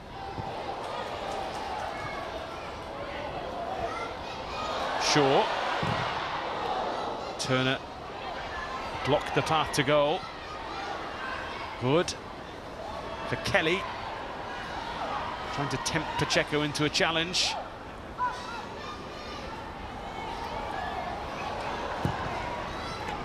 Oh, Turner had a swing and a miss. Probably the first time that she has swung and missed. But again, really good ball manipulation from Chloe Kelly. You know, that 1v1, she knows Pacheco's really tight to her. She needs to rotate, manipulate, get some space so she can get that cross in.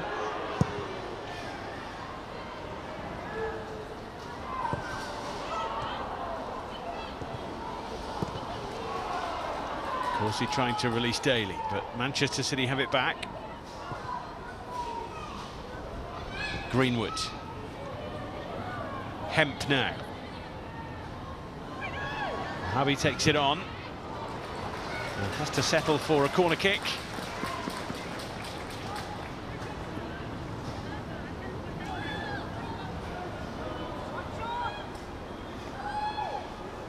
Both managers pondering changes, just looking at the options they've got, grabbing a bit of pen and paper to hand to the fourth official perhaps.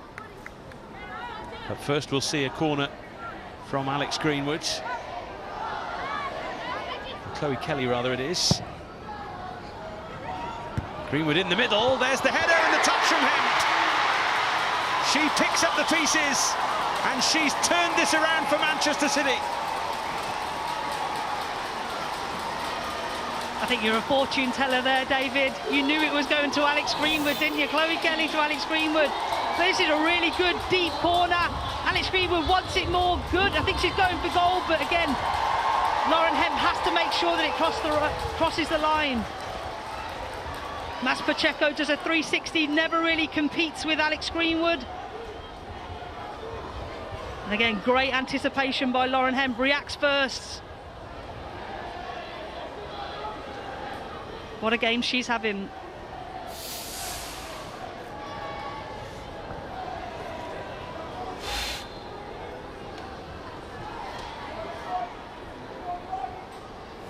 Well, in a flash, it is Manchester City's game. And the onus now on Aston Villa. 4 minutes and 30 seconds between the two goals. That's how quickly things can change around in football. Well, I think now you look at the actions that Man City players are doing, the ball speed, it's quicker, it's a lot more urgency. It's probably the tempo that they want to play at, that they've been trying to get to.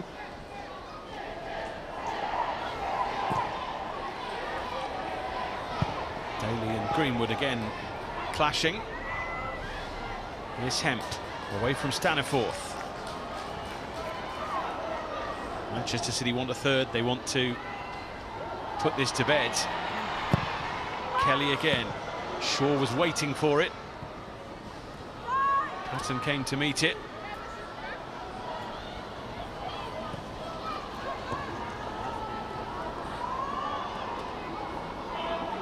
Down goes Daly.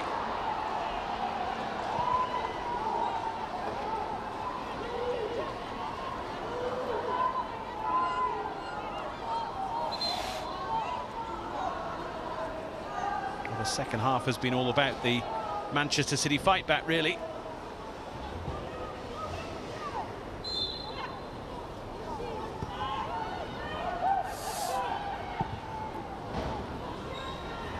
Jordan Nobbs after that, but Kiara Keating there to gather.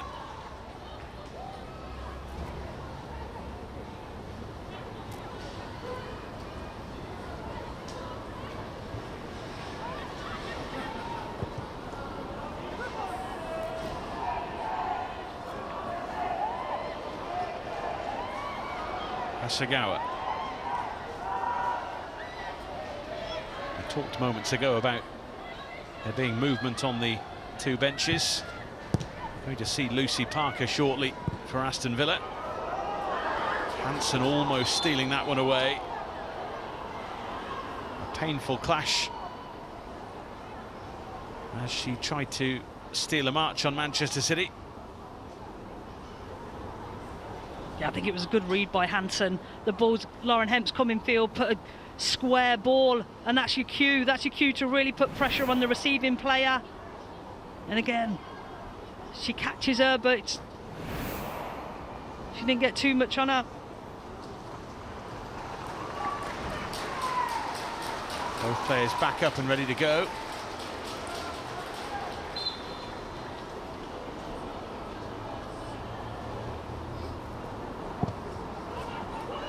Lucy Parker just going through her instructions before being introduced.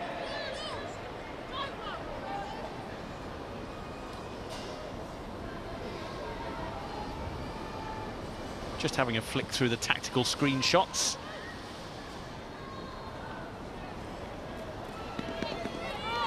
We're going to see Ebony Salmon as well. Another former Manchester United player now on the books of Aston Villa.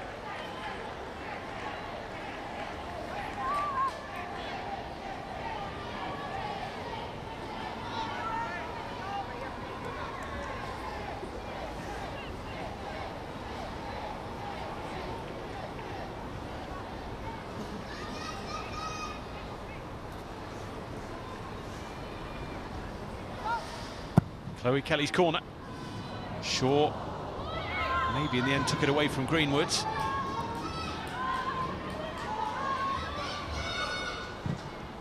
Hoisted high by Wahhabi. This is Hansen and Daly in dangerous territory.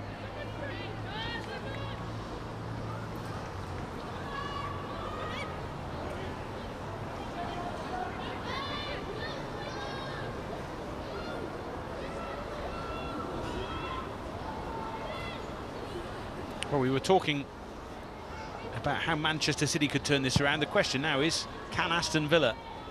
Well, I think the players feel it. I think, you know, although unforced error there, I think they'll feel it, that they're in this game, they're competitive. Yes, they have had long spells without the ball, you know, more of the first half rather than the second half. They have had to defend a lot of crosses, but that's what you expect when you come to a top team away from home. So they know that, but I think they'll be able to feel that they can still have an opportunity. There's still a few more, especially with the exciting subs they've got coming in, adding a lot more impetus, energy, quality. Just gives them a little bit a different dimension.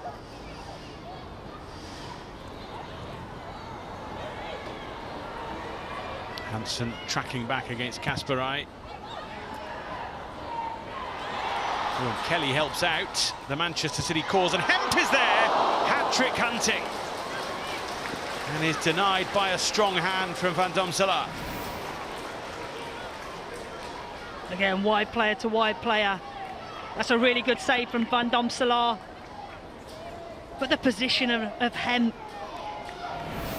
You know, I think a couple of seasons ago, people questioned Lauren Hemp's heading. You know, it was all of her goals were with her feet. But she's certainly this season, you know, both for international and club team, found her form with her head. And she's in the mix again here, as are many in Manchester City blue, including Shaw, who's managed to keep it alive.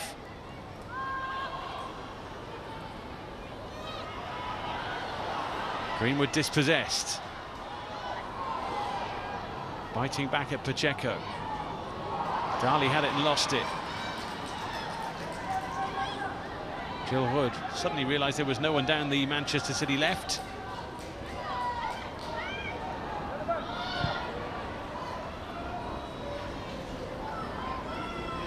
Parker and Salmon, by the way, both waiting to be introduced. They've been waiting for a little while now, jogging on the spot to stay warm.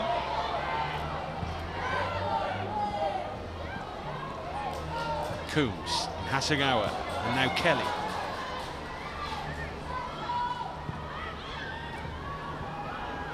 Well, that's loose. Easy pick up for Daly. Just wanted a few more options around her. So important she isn't isolated now in the situation Aston Villa are in.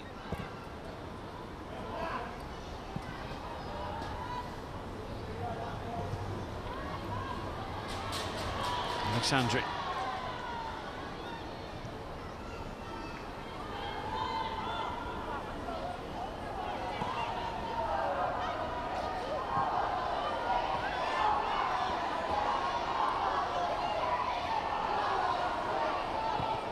Dali poking it through.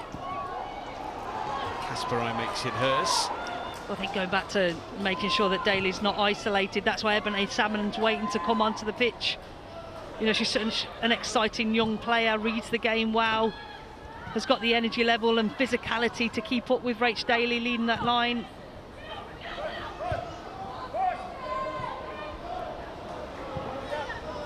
That's a free kick. And now we'll see the changes.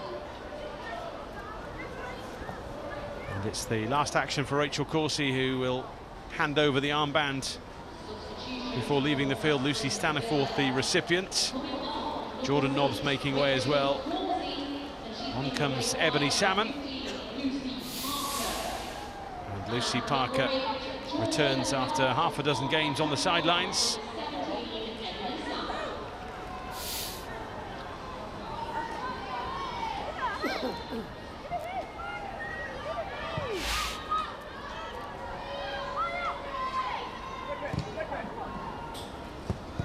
Kelly showed it to Mailing, then whipped it away. Yellow card as well for the Aston Villa fullback. Like you say, Chloe Kelly can show you the ball and move it away from you as quick as possible. Again, it's how quick she does it.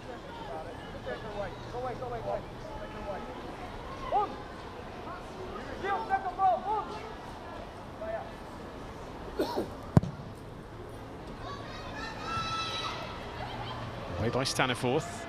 Kasparai on for Hemp. Well, that's a cross which asks questions, and a nasty clash between two. And Tom Salah down. Anna Patton as well, struggling somewhat.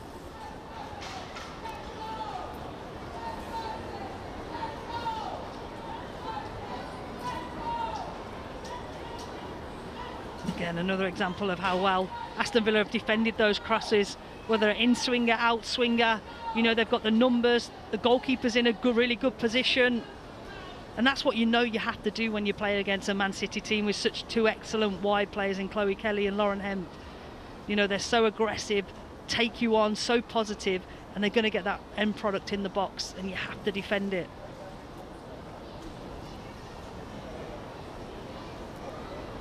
Well, the break in play offers the opportunity for players from either side to just regroup, take on some fluid, some instructions, and maybe that bit of inspiration to get them over the line.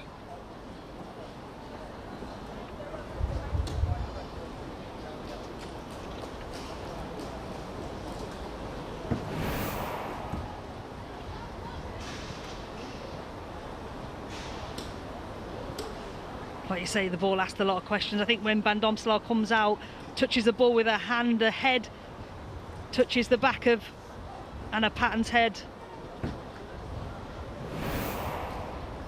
There's always concern with head injuries, of course, particularly in that sort of temple area on the side where you can really do some damage. So concern from Aston Villa from a personnel point of view, but also, of course, from the scoreline in a game which they were leading in, albeit there wasn't necessarily that element of control to the lead. But the question is there a way back?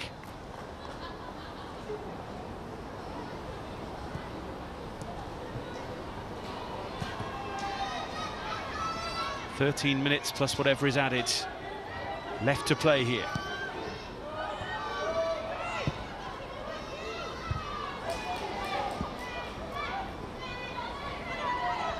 Dali. Super ball to release Salmon. Daly is up with her. Parker as well.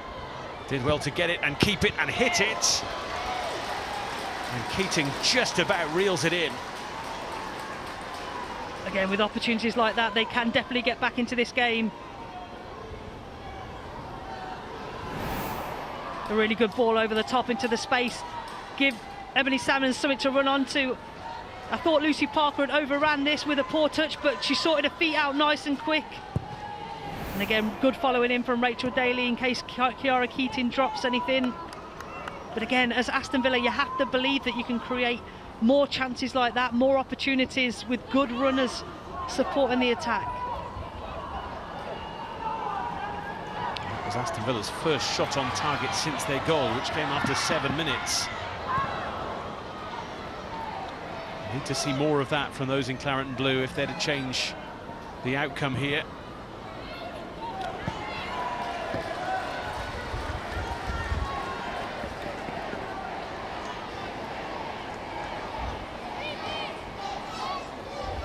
The rain sweeping around the Joy Stadium again here.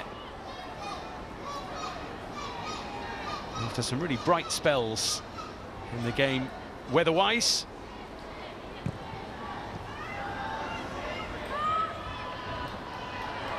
Stanforth tried to slow the Manchester City progress. Salmon unable to take it on.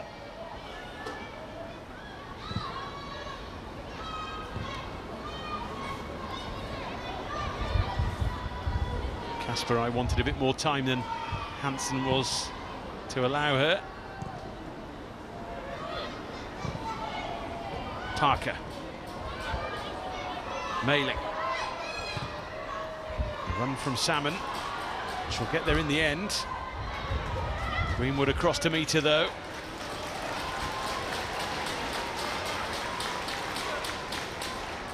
They're finding joy on this right-hand side, aren't they, with the Malin Salmon combination.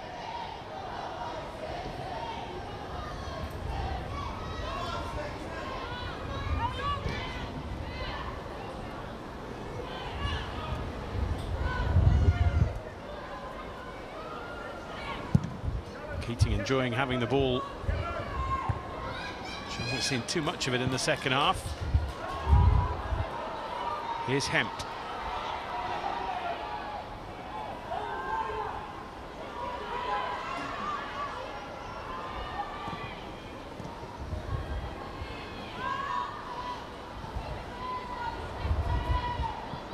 Staniforth back home.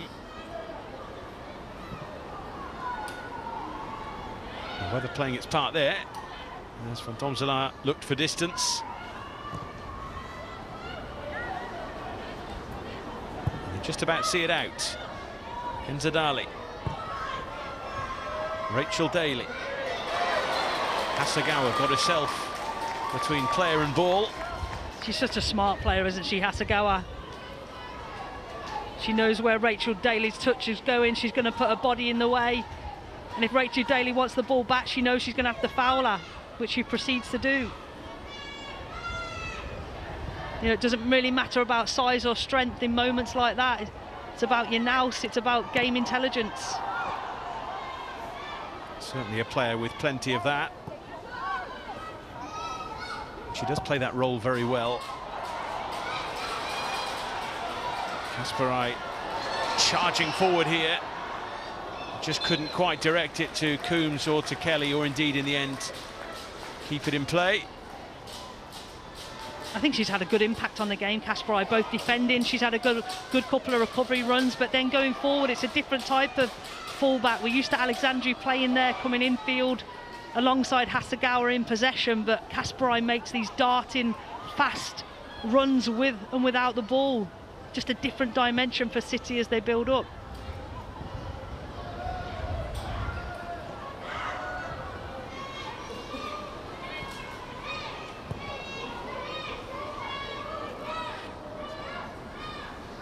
Patton. Daly. This is Salmon. Who will win the throw.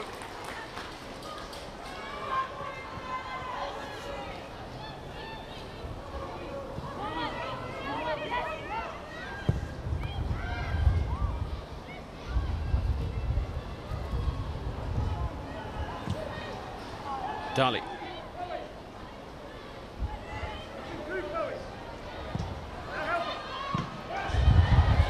Happy away.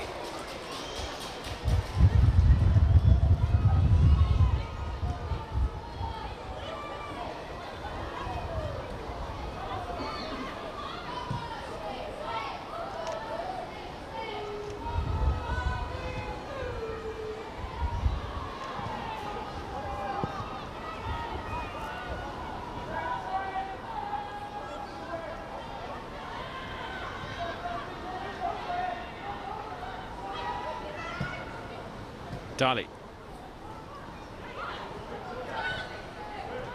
Mailing trying to thread it through to Daly, who's cutting an increasingly frustrated figure.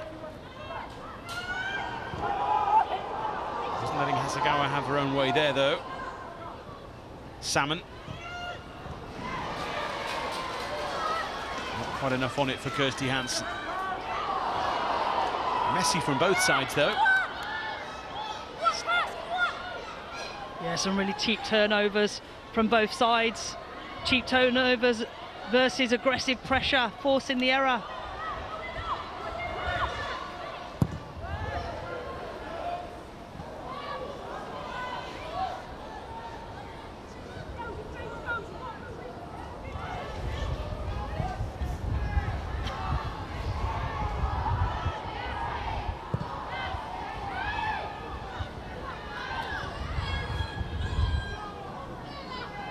Greenwood.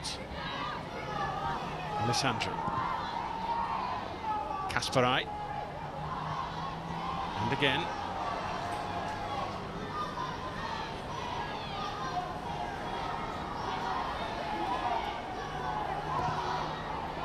Salmon trying to find the space between Manchester City defenders. Again, you could see the picture, couldn't you? You could see Salmon there, but it's got to be some ball to go 40 yards into the path of Salmon against the experienced defenders of Man City.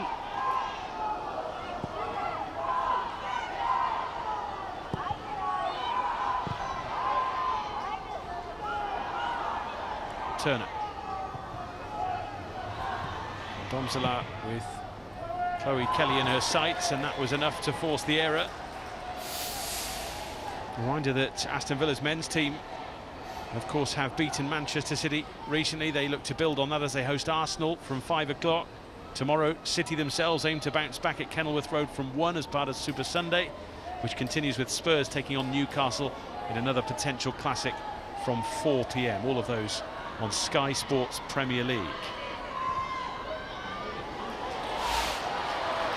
Kelly. Shaw is with her. She fancied it herself. And there was a fair bit of movement, it would seem, as it headed towards Van Domselaar.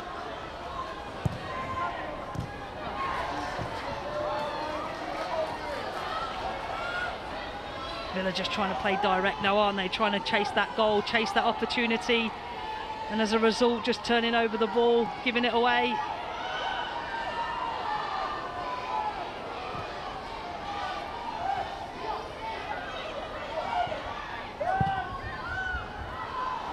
Hasegawa. Hemd. Jill Hood for Shaw. Oh, there's a touch on the ball, was there, from Shaw, and was she taken out? Well, the opinion from the officials is no.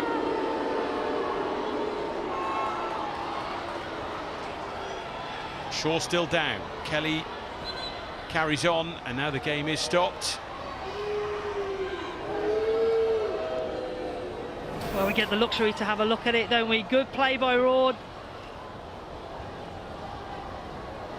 And again, Bunny Shaw gets to the ball first, but it's the slightest little bit of contact. That's all you need, but is it enough? She's definitely kicked that right foot of Bunny Shaw, hasn't she? Definitely kicked her. Good sharp play from Bunny Shaw, and you can see Dan Turner's ankle actually roll because she makes contact. Well, it's so much harder, of course, to make those calls in real time. And that's why I said we had the luxury of 2 or 3 replays, you're right. But it did look on the initial look that Bunny Shaw does get there first. You could see Abby Byrne just shaking the head after the challenge. She felt there wasn't contact.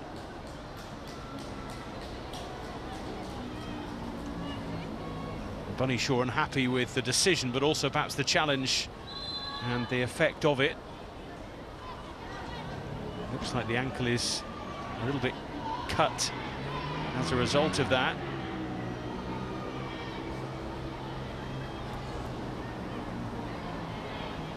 Well, at 3-1 at this stage, it's game over. At 2-1, though, it's still very much in the melting pot.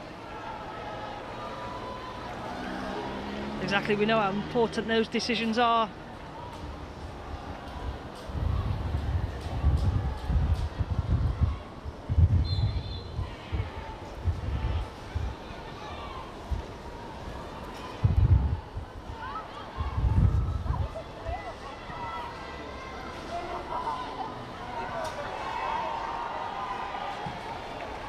Kelly.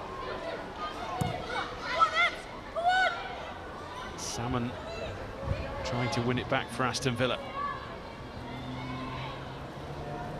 Bunny Shaw back on. Greenwood.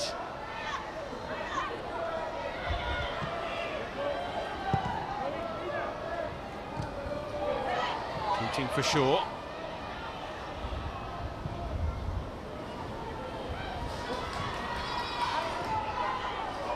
Staniforth losing out.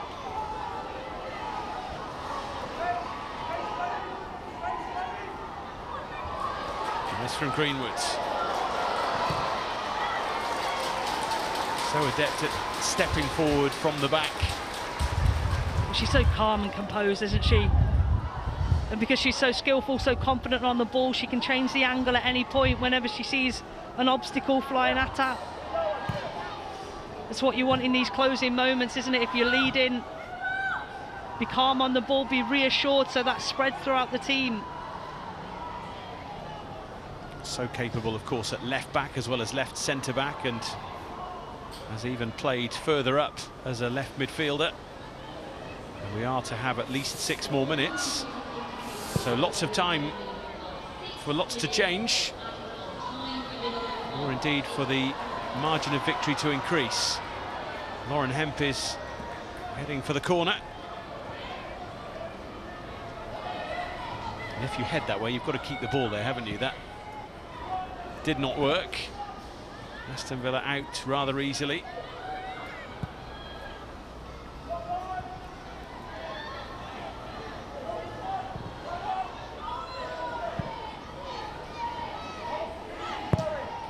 Mailing towards Salmon. Greenwood's touch.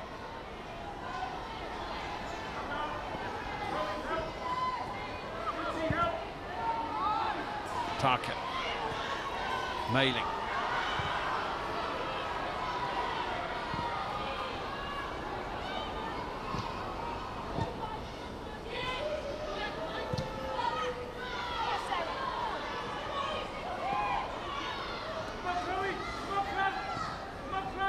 Space for Salmon. I mean, it's really nice play, isn't it, from Villa? But you can see Rach Daly in the centre of the box with her hands in the air. So at what point do we get the ball in the box to try and score a goal?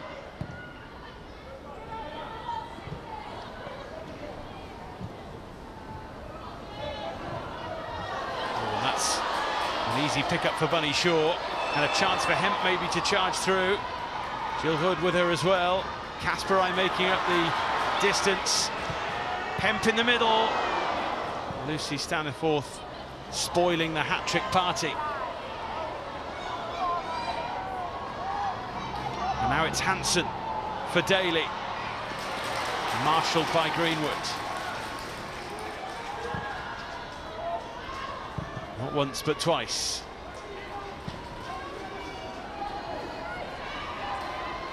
That's a really good counter attack, isn't it, by Villa? Kirsty Hansen, that's what she has the ability to do.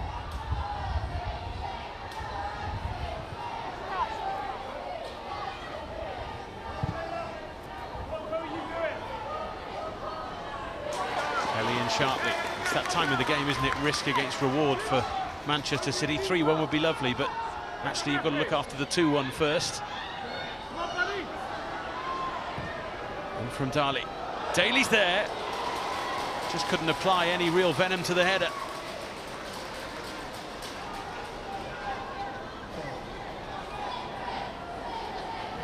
You can see a lovely little cute ball by Kenza Dali. Again, I don't think there's much of a shirt pull there, is there? She's tightly marked. But again, good connection to get ahead on that from that opportunity. The cross was low.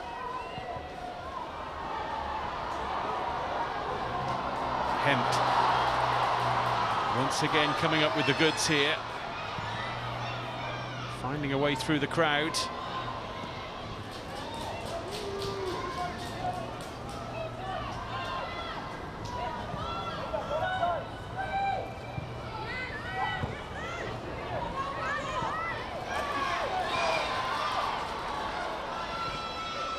Chloe Kelly.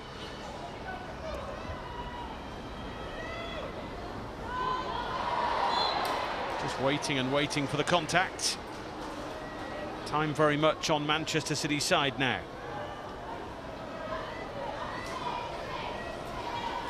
Well, let's ask you, I think I know the answer, but who's your player of the match, Laura? Yeah, it has to be Lauren Hemp, doesn't it?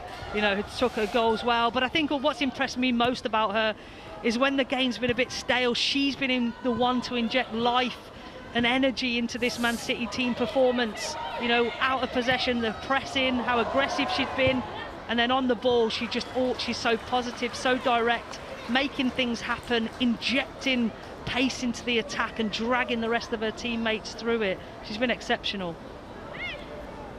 She is the match winner as it stands.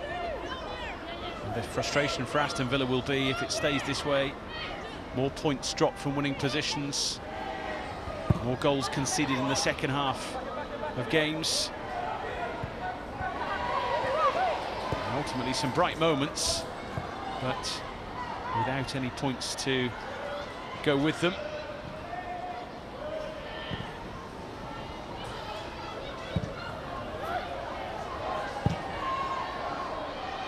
Dali forward, Keating came to meet it.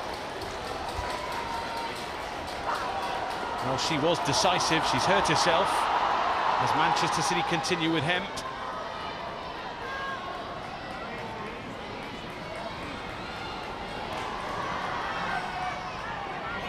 She will be happy to keep the ball right where it is.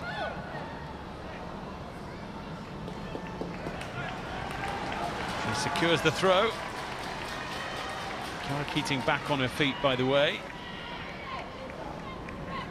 Well, that was an important decision and contact made from her, wasn't it? She had a high start position, made contact with the head, but then I think she also got a shoulder in the face as well.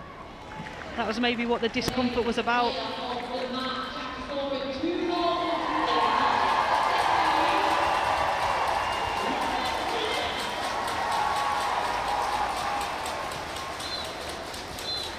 And that is that. 3 straight wins for City, who have bounced back well from adversity and are keeping the pressure on those above them. It's another tough day at the office for an Aston Villa side which led today but buckled under the inevitable pressure from the hosts. Lauren Hemp, so often a thorn in Aston Villa's side, was at it again at the double to turn the game Manchester City's way after Danielle Turner's stunning opener for the Villains. And those 2 goals in some 4.5 minutes were enough to see the hosts over the line. It ends in disappointment for Aston Villa, but smiles for Manchester City. It's Manchester City 2, Aston Villa 1. David, thank you. Laura Bassett, thank you. Jodie, where did they turn that one around? Yeah, second half, whatever Gareth Taylor said to them at half-time worked.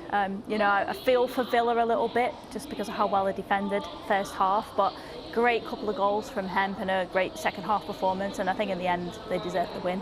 Said that, Izzy, didn't we? If Villa switch off for any moment, then City will pounce. Yeah, and it took a moment of quality in the second half for Manchester City to get the equaliser. Really nice passage of play, just sort of slicing through the Aston Villa structure, which is what they failed to do in the first half, Manchester City. And like Jodie said, spot on with 2 fantastic goals from Lauren Hemp, a player really in form. And you could see in the first half she was a little bit frustrated, but to channel that frustration and bring out, you know, that performance in the second half, massive credit to her, and she's a huge player in this team.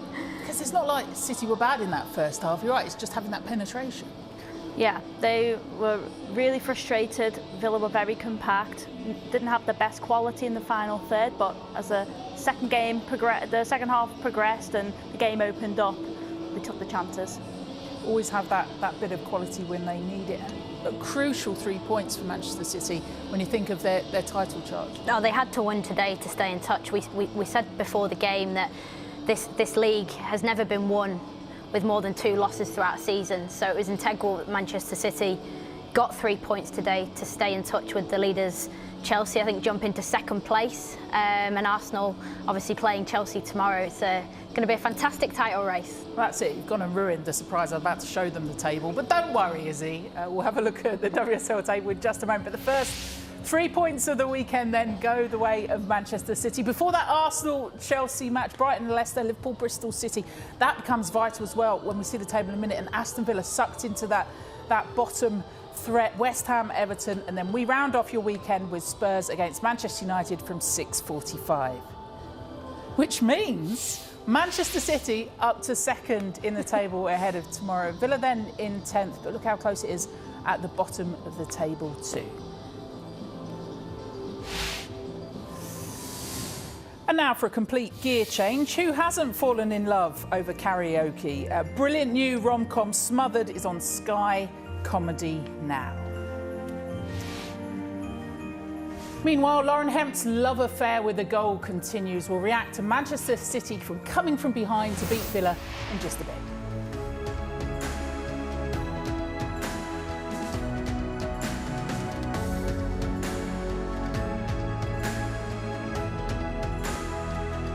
Seemed like an age ago that Aston Villa took the lead at City, but what a way to open the goals. Dan Turner, her first goal in 18 months. Lauren Hemp responded, City lover headed goal, and then she made it 2-1 to take all 3 points for Manchester City and move them up to second in the table. It is actually the first time that Manchester City have won after trailing at half-time since February 2019. Huge result, that 19 shots. You can see where the goals were coming from. Look at the expected goals. Possession sort of evened up in that second half, but just more clinical from Manchester City. The passes into the final third as well, 196 to 65. The 2 goals count then for City, and they came from the head and then the boot of Lauren Hemp, who joins us live now on Sky Sports. Lauren, thank you for joining us, all wrapped up warm, thank goodness, because it looked like proper rotten weather. Congratulations on that result. After the kind of stinker in international week, emotionally and physically, how important was it to get that win today? Oh yeah, so important. I mean, we came off the back of a 7-0 win against Spurs. So yeah, it was important for us to keep that momentum building even after the international break, and obviously we were gutted not to qualify, but yeah, focus now turns back to club, and it was important that we won the game. We struggled in the first half a bit to sort of get that momentum, but yeah, in the second half we were a lot more clinical, and yeah, we showed parts of City that obviously we want to produce every single week, so it was important for us. A win's a win, and that's all that matters. Hempo, Izzy here. Looked like you had a real look of determination in your eye today. It seemed like you just took the game by the scruff of the neck. Talk us through the goals. Yeah. Both tap-ins really. I mean, it was a great ball from Chloe. I mean, I very rarely get headed goals, but yeah, it was nice. I felt like I couldn't miss there, and obviously Alex put it on a plate for me, and yeah, I feel like when I show that determination and belief, I feel like it just shows in my performances. So yeah, I feel in a great place at the moment, and obviously we're building as a squad, which is the main thing, but yeah, for me it's about being clinical and composed even in front of goal, because I feel like that's when I'm best. Jodie is a striker. Tap-ins? Definitely not tap-ins, Lauren. So you've scored 9 goals and 6 assists in the last 15 games. I'm not sure if you know that stat or not, but would you consider that you're in pretty good form right now? Yeah, I don't keep account, to be honest, but yeah, I mean, for me it's about being consistent, and so yeah, I feel like I'm building on each game, like I said, growing in confidence, and that's really important for me, and I feel like it just shows in my performances. I mean, I'm around some world-class players who kind of put it on a plate for me, which is a bonus as well, and yeah, I mean, it's very rare that I score a worldie apart from the last couple of weeks. But yeah, I mean, it's nice to get a goal wherever I can, and obviously it was important that we got that, because obviously we were 1-0 down. But I felt like the belief we had going into the changing room, we knew it weren't over, and we knew that if we played our best football, we'd be able to come back and beat them, and that's obviously what we did. The way that you're playing this season, Lauren, what would you say is the main difference this season to last season, and do you feel like you're building something for the future? Yeah, I think the main thing for me is, like I said, having that confidence and composure in front of goal. I feel like last season I had so many more chances that I just didn't put away, maybe because I was snatching at it or trying to force something that weren't there. But I feel like nowadays I'm probably having less shots and more on target. So yeah, it's important for me to get myself in them positions, because I feel like getting in at the back post maybe wasn't something that I did as much last season as I do now. So yeah, just getting in them goal scoring positions and making things happen. I mean, I played striker for a bit as well this season, so I feel like getting myself in the middle of the goal sort of obviously gives me more chance at scoring. So I think having experience in different positions also helps me so much.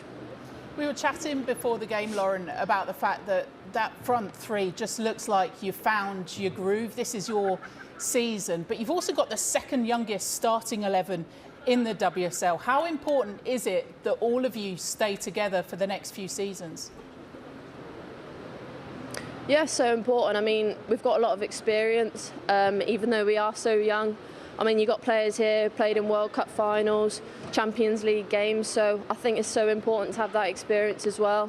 We've obviously got Alex, Steph, players like that who know what it's like in high pressure situations, so I feel like having them really helps us amongst the team. So like in the dying moments of the game, they knew whether it was just to keep the ball in the corner or whether to go and attack the game. And yeah, I feel like even though we are so young, we're still very experienced and very good players to be able to deal with situations like that. So yeah, it's so important. And obviously with the youth, I mean, we can keep going for years, hopefully.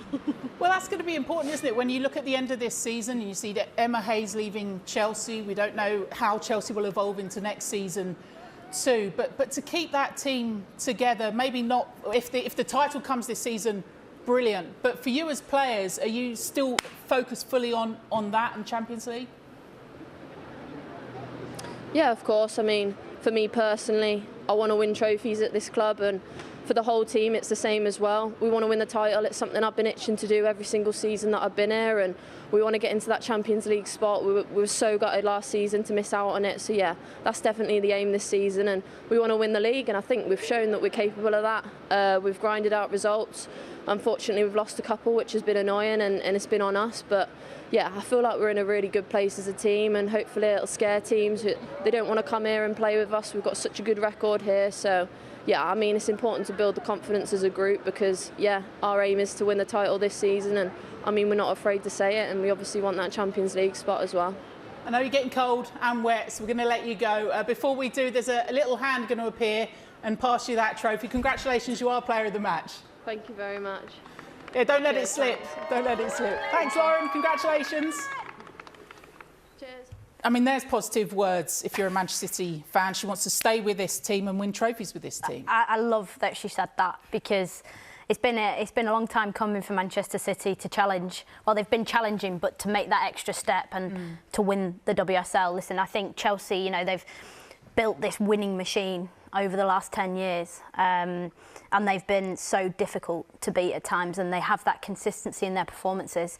You look at Manchester City, and they've had one player leave and one player come in this season in Jill Roord, and bringing in that level of quality really enhances the team. And the challenge, like Lauren just said, is to keep the team functioning well together to sustain that title charge. And it's going to be difficult as well with Arsenal, of course, and obviously Manchester United are well within the fray as well.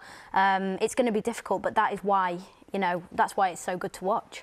That development as well extends to the manager. We know Gareth Taylor as well, just the contract like Lauren Hemp to the end of the season. But it seems like they're backing him by building the young players and then just bringing that one tweak in with Jill Roord.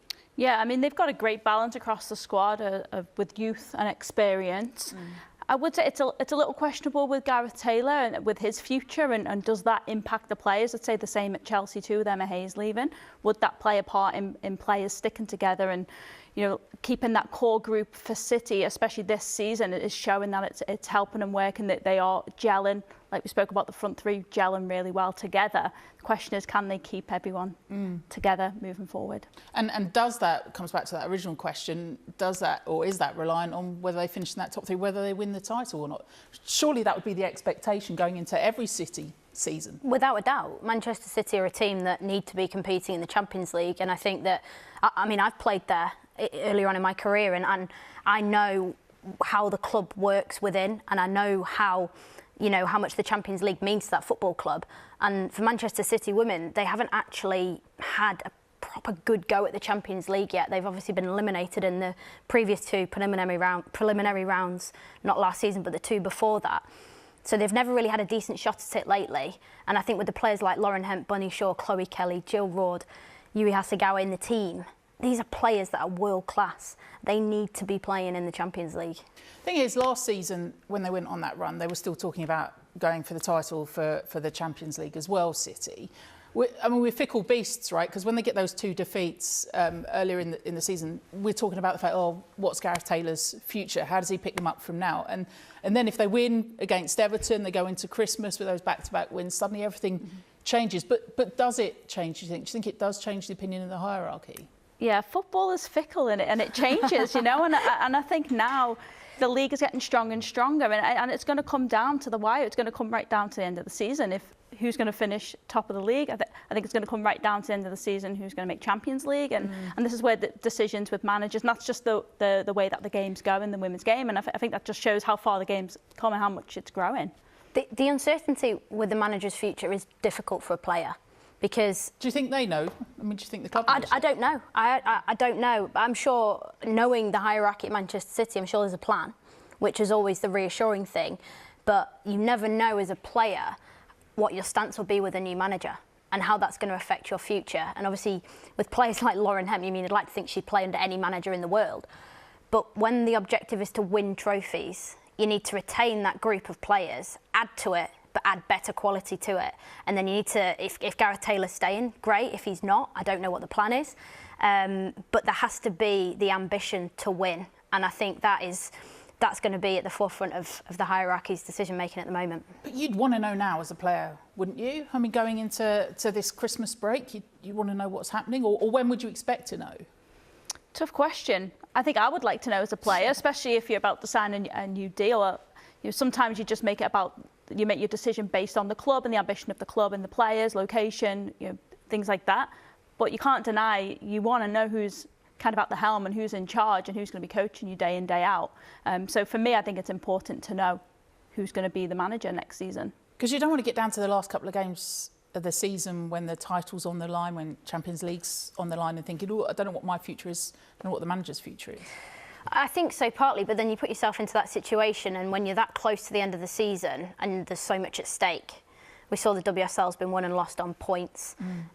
That becomes almost irrelevant at that time, because the opportunity to win a trophy should override any other emotion that's going on, because whether you're staying at the club, leaving the club, if you add another medal to your collection, you're always going to remember that. So I think the focus, and I think what Gareth Taylor is doing, regardless of the speculation, whether even he knows, I don't know, he's doing a very professional job.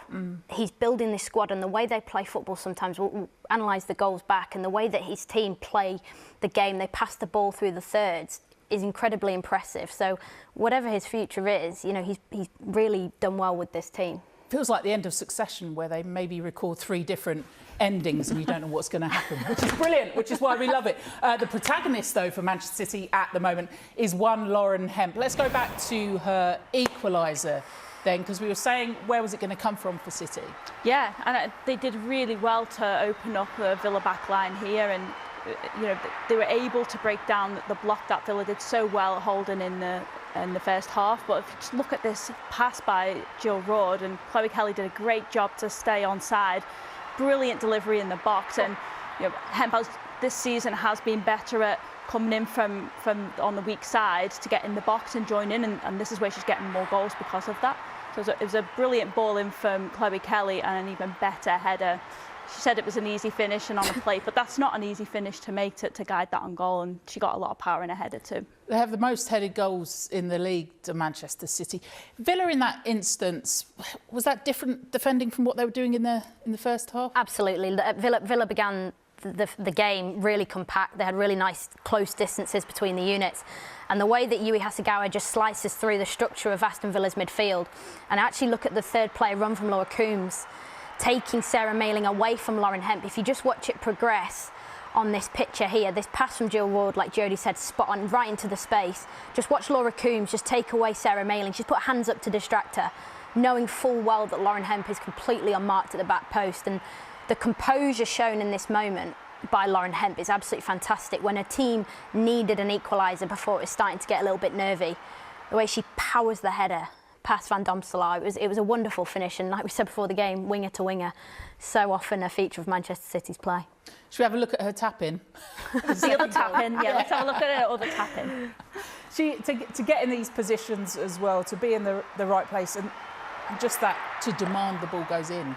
Yeah, this was straight from the training pitch, you know, and this is the detail, and in my opinion, this is the detail that has won him this match. You know, there was a great push off Alex Greenwood, drawing the player's back post, and she just guided it so well across goal. And there was Lauren Hemp again. Jodes, that's a really hard finish. A really hard finish. She can be as modest as she likes to say it's a tap-in. She reacted so quickly, she slid in and was able to guide it on goal. Really difficult finish, but it was a brilliant headed ball cross from Alex Greenwood. And like I said, straight from the training pitch, brilliant delivery in the box. Alex Greenwood's what she's done. She's guided the ball back into an area that's going to cause mayhem. And it was Anna Patton at the back post who was just ball watching. And Lauren Hemp, how modest she's been, by the way. That finish is difficult because the ball's gone behind the width of the goal. So to guide it back in as she's sliding.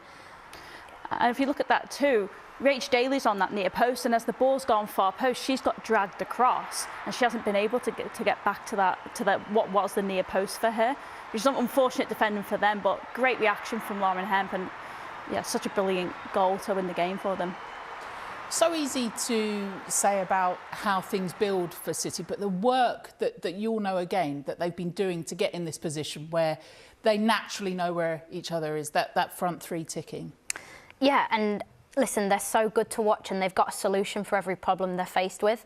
In the first half, we spoke about at half-time that the structure and the way that Aston Villa was set up was really intelligent because it stifled the spaces that City want to operate in. We've seen it being a feature across the men's and the women's team that bring their fullbacks in field. So what Villa did was they just lined up their front four into that space and said, we're going to stop you operating. So Manchester City were frustrated, but like Lauren Hemp said after the game, she said there was no panic at half-time. We knew what we had to do. And it's actually just taken some really clean passing through the thirds for Manchester City, which they do on the training pitch every single day. The passing drills, the weight of the pass onto players' back foot to open up, to create that sort of overload in the wide areas. And the crossing from Chloe Kelly and Lauren Hemp, not just today, but across the course of the season, has gone up a notch. And that is why we're seeing so many headed goals from Manchester City. Not to cause speculation again, but Jodie, you've moved between clubs and tried different styles. As a striker, when we're seeing Lauren Hemp, and talking about, yes, we talk about her as a wide player, but she had 10 goals in all comps last season. She's got 5 in the WSL already this season. For her growth, do you think it's important that she stays at City? Good question. You're talking to someone who's moved to about 12, 13, 14, 15 different clubs. Scored goals at every club, you do. Get the passport out, then off you go. Look, I think there's benefit to both staying at one club and really being a part of that. And things change around you, right? Players coming in and out, managers coming in and out, the game's growing so fast, there's so many moving parts anyway. But there's also benefit to moving and getting another challenge if it's to another WSL club to challenge for Champions League, if it's to another European club or a club around the world. I don't think there's a right or wrong. It's really down to what she feels will challenge her. And I think we forget she's only 23 years old. And I don't think she can go wrong with her next move or her next stay, whatever that may be. She's still got so many years ahead of her. And it's really just what's going to drive her to take her game to another level. Is that staying to be challenged, or is that to leave to be challenged? What would you do? I think she should stay. I look at her performances and you go, you know, you might want to seek another challenge. I understand that as a player's preference. But she plays predominantly on the left wing, right? And we've seen how effective she is at staying wide. And if you actually look at the fact that she's played centrally as well this season for Manchester City, but also for England.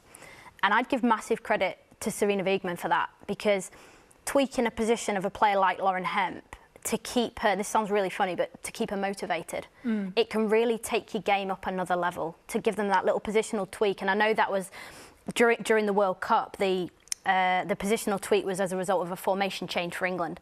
But what Sarina Wiegman's then done is she's probably added another appetite to Lauren Hemp's game, and you've seen that in the way she spoke after the game to us today. And I think as a player, you always want to know what's next and keep building and keep adding. And like Jodie said, when you're 23, she's got potentially 10 more years playing at the top level, and that's scary to think that. I want to have a Hemp half hour, because she doesn't always start for England though, does she? No, she doesn't, but she always comes on and she always has an impact on games. And that again is the balance of not overusing a player at that age, but using her strengths, keeping her motivated, avoiding tedium, which sometimes happens as players. You might start seeking another challenge because you're just a little bit bored of playing in the same system. But if you can tweak that or tweak the players around you, you then start adding layers to a player's ability. And with Lauren Hemp, I'm looking at her at the moment, I'm going, she's enjoying some incredible football, but I'm going, well, what's the next sort of tweak in Lauren Hemp's game? And it's come from England, it's with Sarina Wiegman. Can it be at Manchester City? I think so for the future. Well, that was a good way to round it up, because we just had all the City fans saying, stop with the clickbait. We don't want a Hemp half hour. She's staying, she's going nowhere. Lauren Hemp, we're only talking about it because her contract's up at the end of the season, but she's doing brilliantly with Manchester City at the moment. Talking of contracts up, we'll hear from Gareth Taylor next.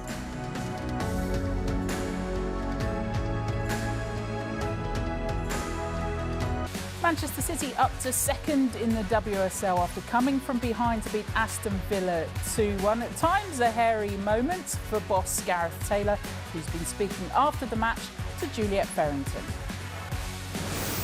Gareth, first of all, first game of the WSL weekend, you wanted to set the tone, you wanted to have that control, and you got that. Yeah, absolutely. I thought we performed really well today. I thought we dominated large parts. We were disappointed with the goal we gave away. And we felt there were only a couple of moments in the whole of the game where, when we weren't on the front foot and assertive in our press, that we probably sacrificed maybe 90 seconds, 2 minutes for Villa to get a feel of the ball. But I have to say, and that's really hard to do, you know, when you have to press that amount of times in a game, it's super difficult. But the players gave everything today. And when you consider we've just come back off international break, we had Alana Kennedy and Mary Fowler, didn't get back in till late Thursday night. That performance spoke volumes of the determination and how together this team is. We spoke before the match about the quick turnaround that you had and how you were going to have to adjust to this early kickoff, and by the sounds of it, you seem to be happy with the fact that your players coped with it very well. Yeah, of course. I think the kickoff is the kickoff, and we kind of do as we're told. It's fine, we'll adapt. It's nice after the international break to have an extra day, but yeah, again, I have to pay great credit to the group of players. They're so good in that space, and you know, we always knew it'd be a tough game. I think regardless of how well we played, we always knew that Villa carry a threat. I think their results have been a little bit.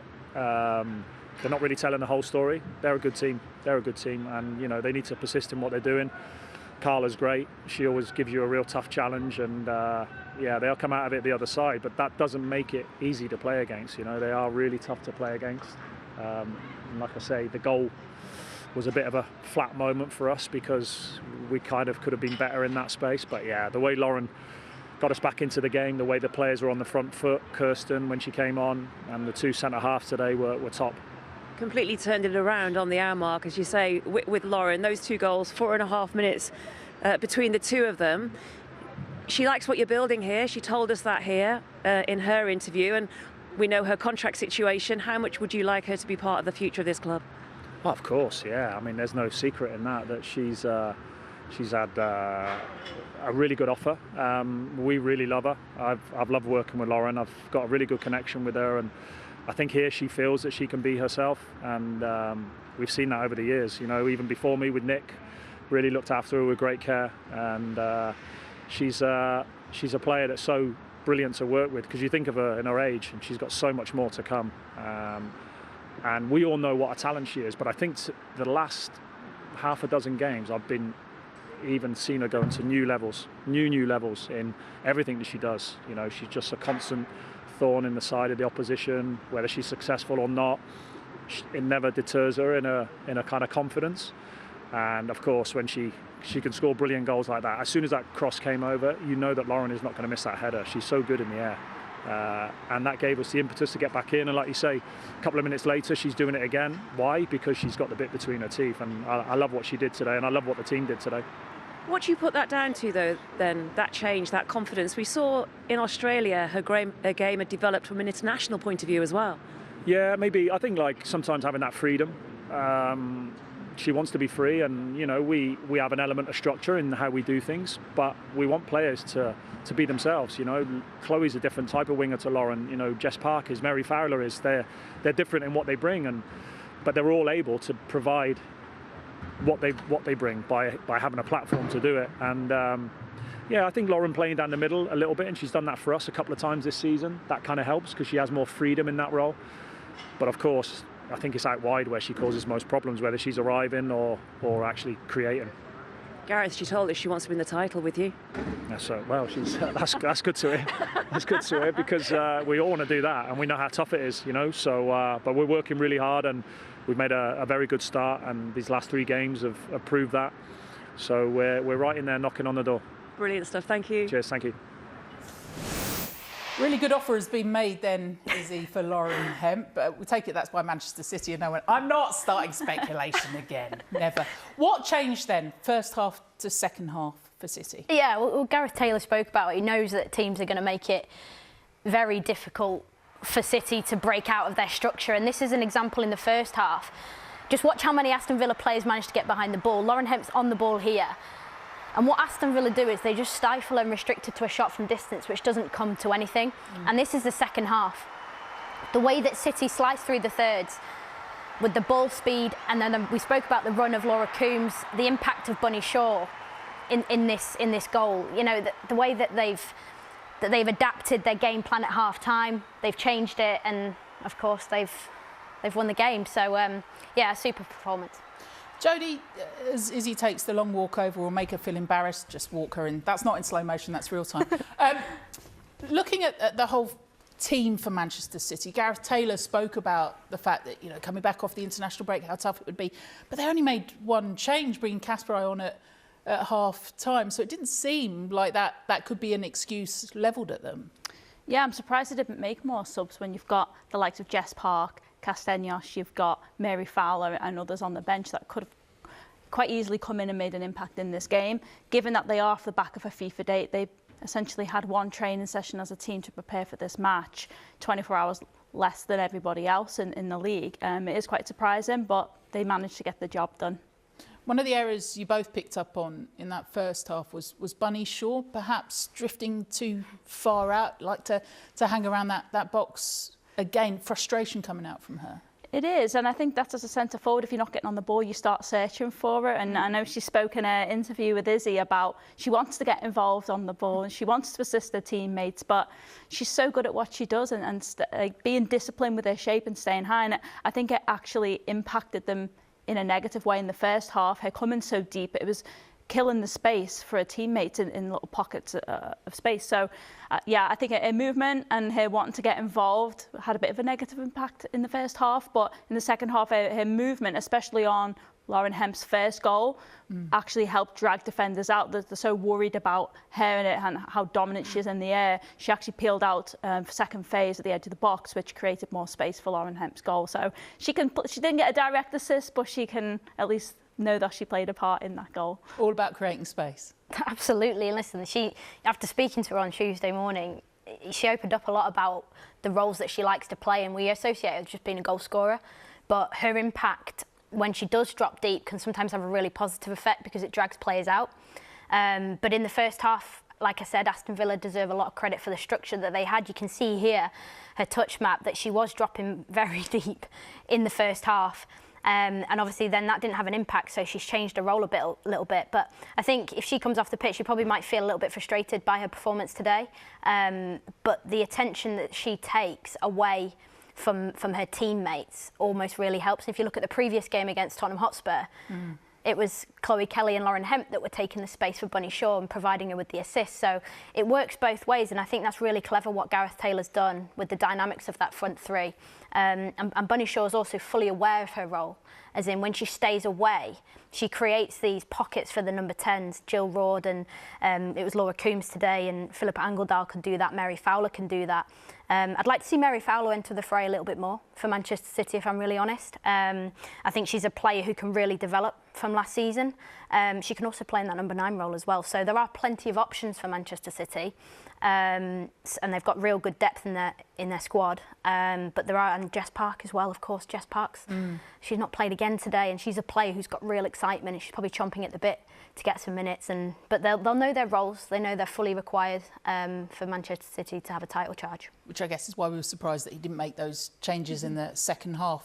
We know that your team, Arsenal, face Chelsea tomorrow, and the impact clearly that could have on the title race. But if we have a little look at City's next 6 fixtures, so they've got Everton to come before that Christmas break, then Liverpool, it's Conti Cup for Manchester United. But actually, before that February 18th key date against Chelsea, he'll look at those thinking, right, this is how we build that momentum, right? Yeah, they'll be going into that wanting to build momentum, build confidence, but they're not easy games. I keep saying it. The league this year is going from strength to strength, and it is the most competitive it has been. So they're not easy matches. I think all of those teams, Everton, Liverpool, Spurs and Leicester, can give them a good game. And I think for them it is important to keep building, because otherwise I think they will drop points. The key thing to note in those fixtures as well, in January, Liverpool and Tottenham, both teams likely to strengthen and already have strengthened in the winter transfer window. So you're looking at Tottenham and going, what they've done this season, the change in their philosophy and their style, and they're really kicking on. When they add to their squad and increase the quality within the squad, they're going to become harder to beat. And again, in the new year, when things really start heating up with the WSL, you look at those fixtures, and Jodie's spot on, not easy games at all. If you look at the table again, and City in second, the point is every match they're going into now, they're going, can't drop points, can't drop points. We'll keep reiterating the fact that no team has lost 3 matches and gone on to win the title. Is that fuelling them at the moment? I think that is fueling them, and for my experience in playing different leagues, some competitive, some not so competitive, you want to be playing hard games each week. It's how you develop as a player. It's how you play your best football. But is second good enough? Is second good enough? No, number 1 is all that's good enough. You shouldn't be saying that, Jode. But it is. The thing with Manchester City, the interesting thing, the psychology around being in Chelsea's position, being chased, and you look at Manchester City, Arsenal, I'm going to chuck Manchester United in there because I do think they're going to have a massive surge as well. The psychology around chasing versus being chased flips, and because we know in this league 3 points either way, if you win or if you lose on a weekend, that can really change the dynamics of the psychology attached to the title race at the top end of the table. And Arsenal? Of course, Arsenal. Of course. 4 into 3 doesn't go, Izzy. And Arsenal, true. of course, huge opportunity against Chelsea tomorrow, and then it's all thrown up in the air. We have spoken a lot about Manchester City and what's next for them, but we will hear from Carla Ward, the Villa boss, ahead at half-time. That 1-goal lead early on in that one, just couldn't hang on again.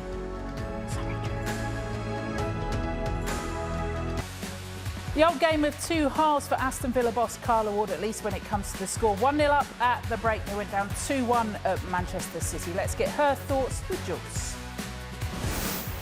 Carla, a disappointing result in the end, but as far as the performance was concerned, speaking to your players, you put everything out there today.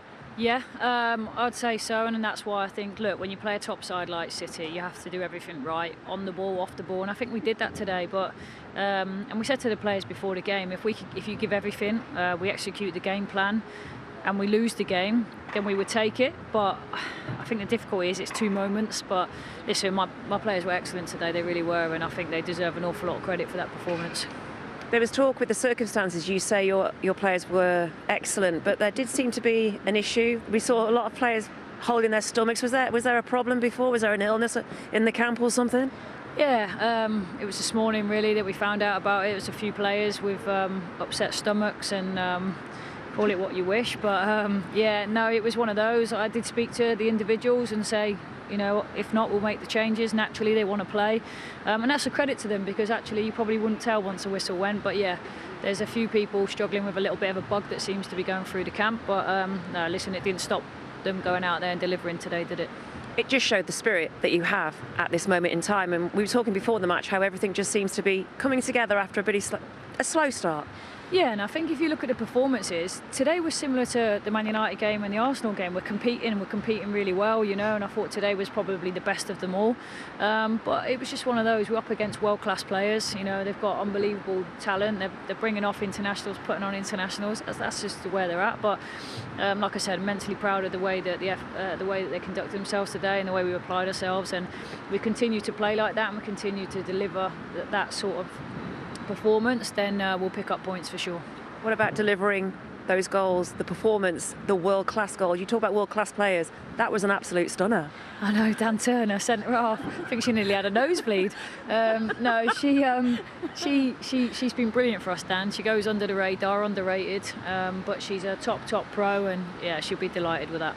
Do you build on from here now? Is this like the performance that you gave, the level of that? Do you now take that on into the, well, you've only got a few games left before the break, but taking that on? Yeah, we have to, and the leaders in the group said at the end, you know, girls, if we apply ourselves like that and we continue to do that, then we'll be in a good place. And I think it's really important that we maintain focus on that performance and take the heart from that, but most of all the application into Brighton next weekend, and we give ourselves every chance of getting points. Brilliant stuff, thank you. Cheers. Thanks, Carla. Jodie Taylor, I think Rachel Daly took Barclays Goal of the Month last month. Dan Turner this month, hands up. Yeah, very possible. I think it was a brilliant finish from a defender, or from any player. But no, I think that Villa started really strong in this match. And like I said, City were quite slow, but the ball into the box here, just what a reaction it was. It was just a natural instinct.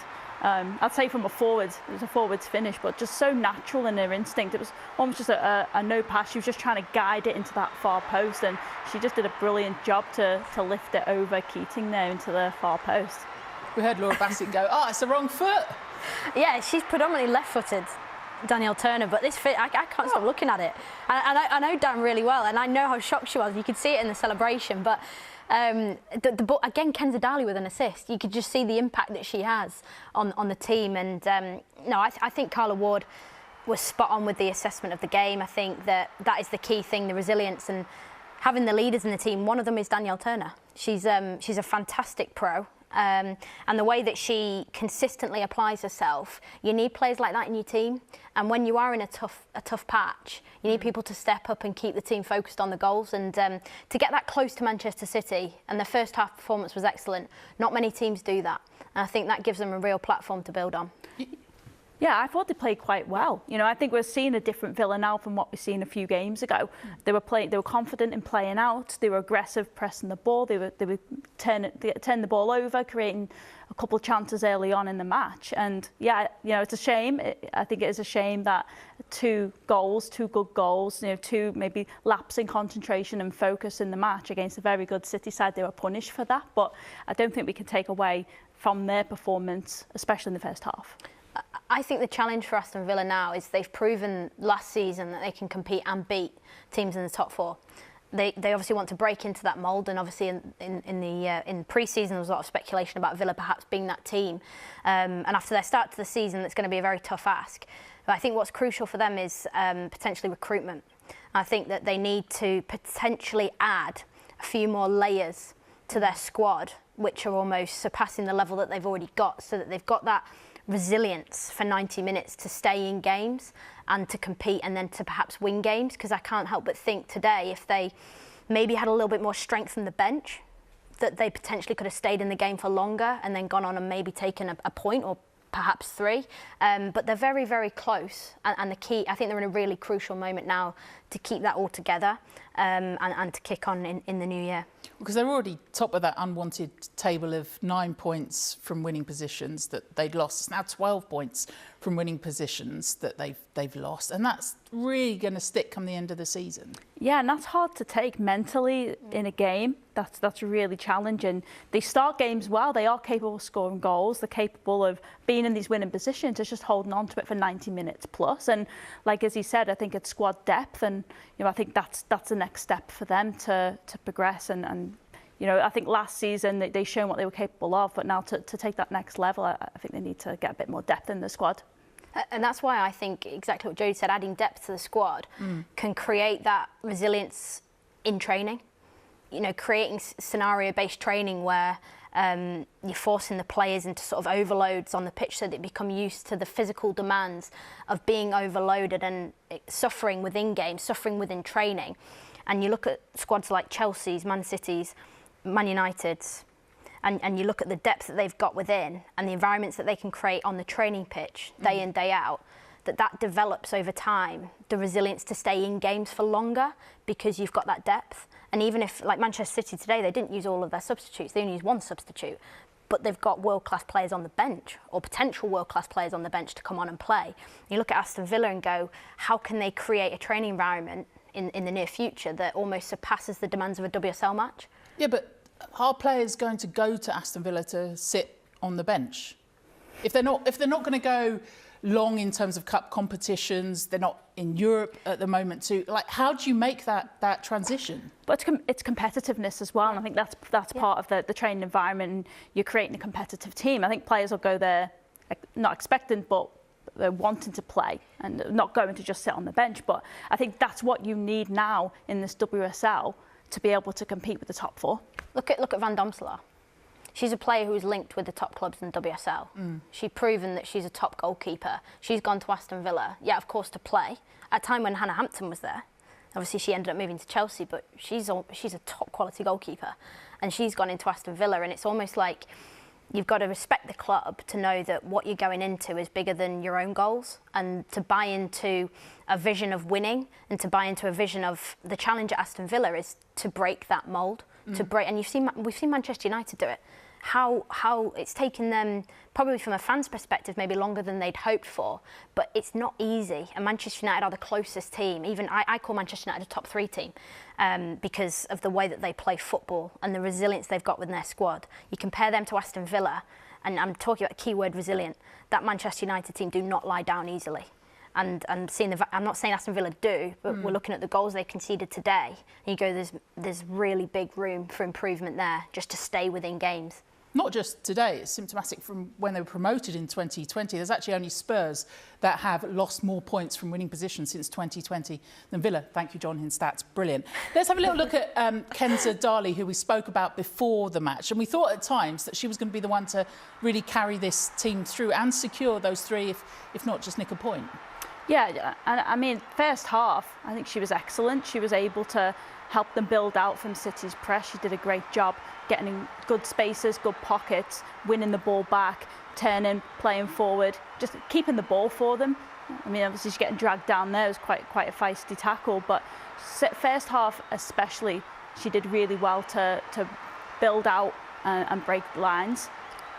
It's really beneficial the way that Aston Villa set up today with Rachel Corsie in front. She's normally a centre-back, but she's very capable of playing in that number 6 role. And with her security, and I'm not talking just about her presence, her communication provides that platform for the likes of Kenza Dali to kick on. Those next fixtures, you mentioned Manchester United, have got them to come late in January. What do you expect from this Villa team? We know Carla Ward was very open before the match, saying that she's had chats with the hierarchy. Her position's safe now. What do they need after that winter break, apart from players, I guess? Yeah, I think firstly, it's crucial to know she's got the backing from the club. I think as a manager, that's only going to help you kind of settle. And that filters down to players, I think. I think as players, you kind of sense that. So coming into these games, they're all tough games. It's the reality of it. But from what we've seen today, and certainly in the first half and glimpses against a very good City side, they've shown that they can play. They've shown they're motivated. They've shown that they're willing to work. So I'm hopeful for them in these next few games. Absolutely, and you can see the calmness in Carla Ward's voice. analysing the game after with Juliet Farrington, you can almost see a sense of relief. Seems like a weight's lifted. Yeah, absolutely. And, you know, being in that situation mustn't be easy. And it also runs down to the players as well. The speculation creeps in, and just to eliminate that will give Carla Ward the best possible opportunity to progress her team. All right. Jodie, thank you. Enjoy tomorrow. Arsenal against Chelsea. And, of course, we're back tomorrow night. Izzy, thank you as well. Sorry. Yes. It's all right. Here's what's coming up across Sky Sports. Of course, Soccer Saturday. They're all there waiting. Sue, Smith, Clinton, Morrison with Simon. A countdown to kick-off less than 6 minutes away to those 3 o'clock kick-offs. So you can watch Soccer Saturday next on Sky Sports Football. Saturday night football for you. Aston Villa, the men's team in action. Again, they're up against Arsenal. And then in the Bundesliga tonight from 5:20, Dortmund against Leipzig. All your football for you covered. And of course, we're back tomorrow night, rounding off your WSL weekend as Tottenham take on Manchester United. That's it from us. City stays secure at home yet again, whilst the villains leave empty-handed. Thank you for your company. As always, enjoy your afternoon. Bye for now.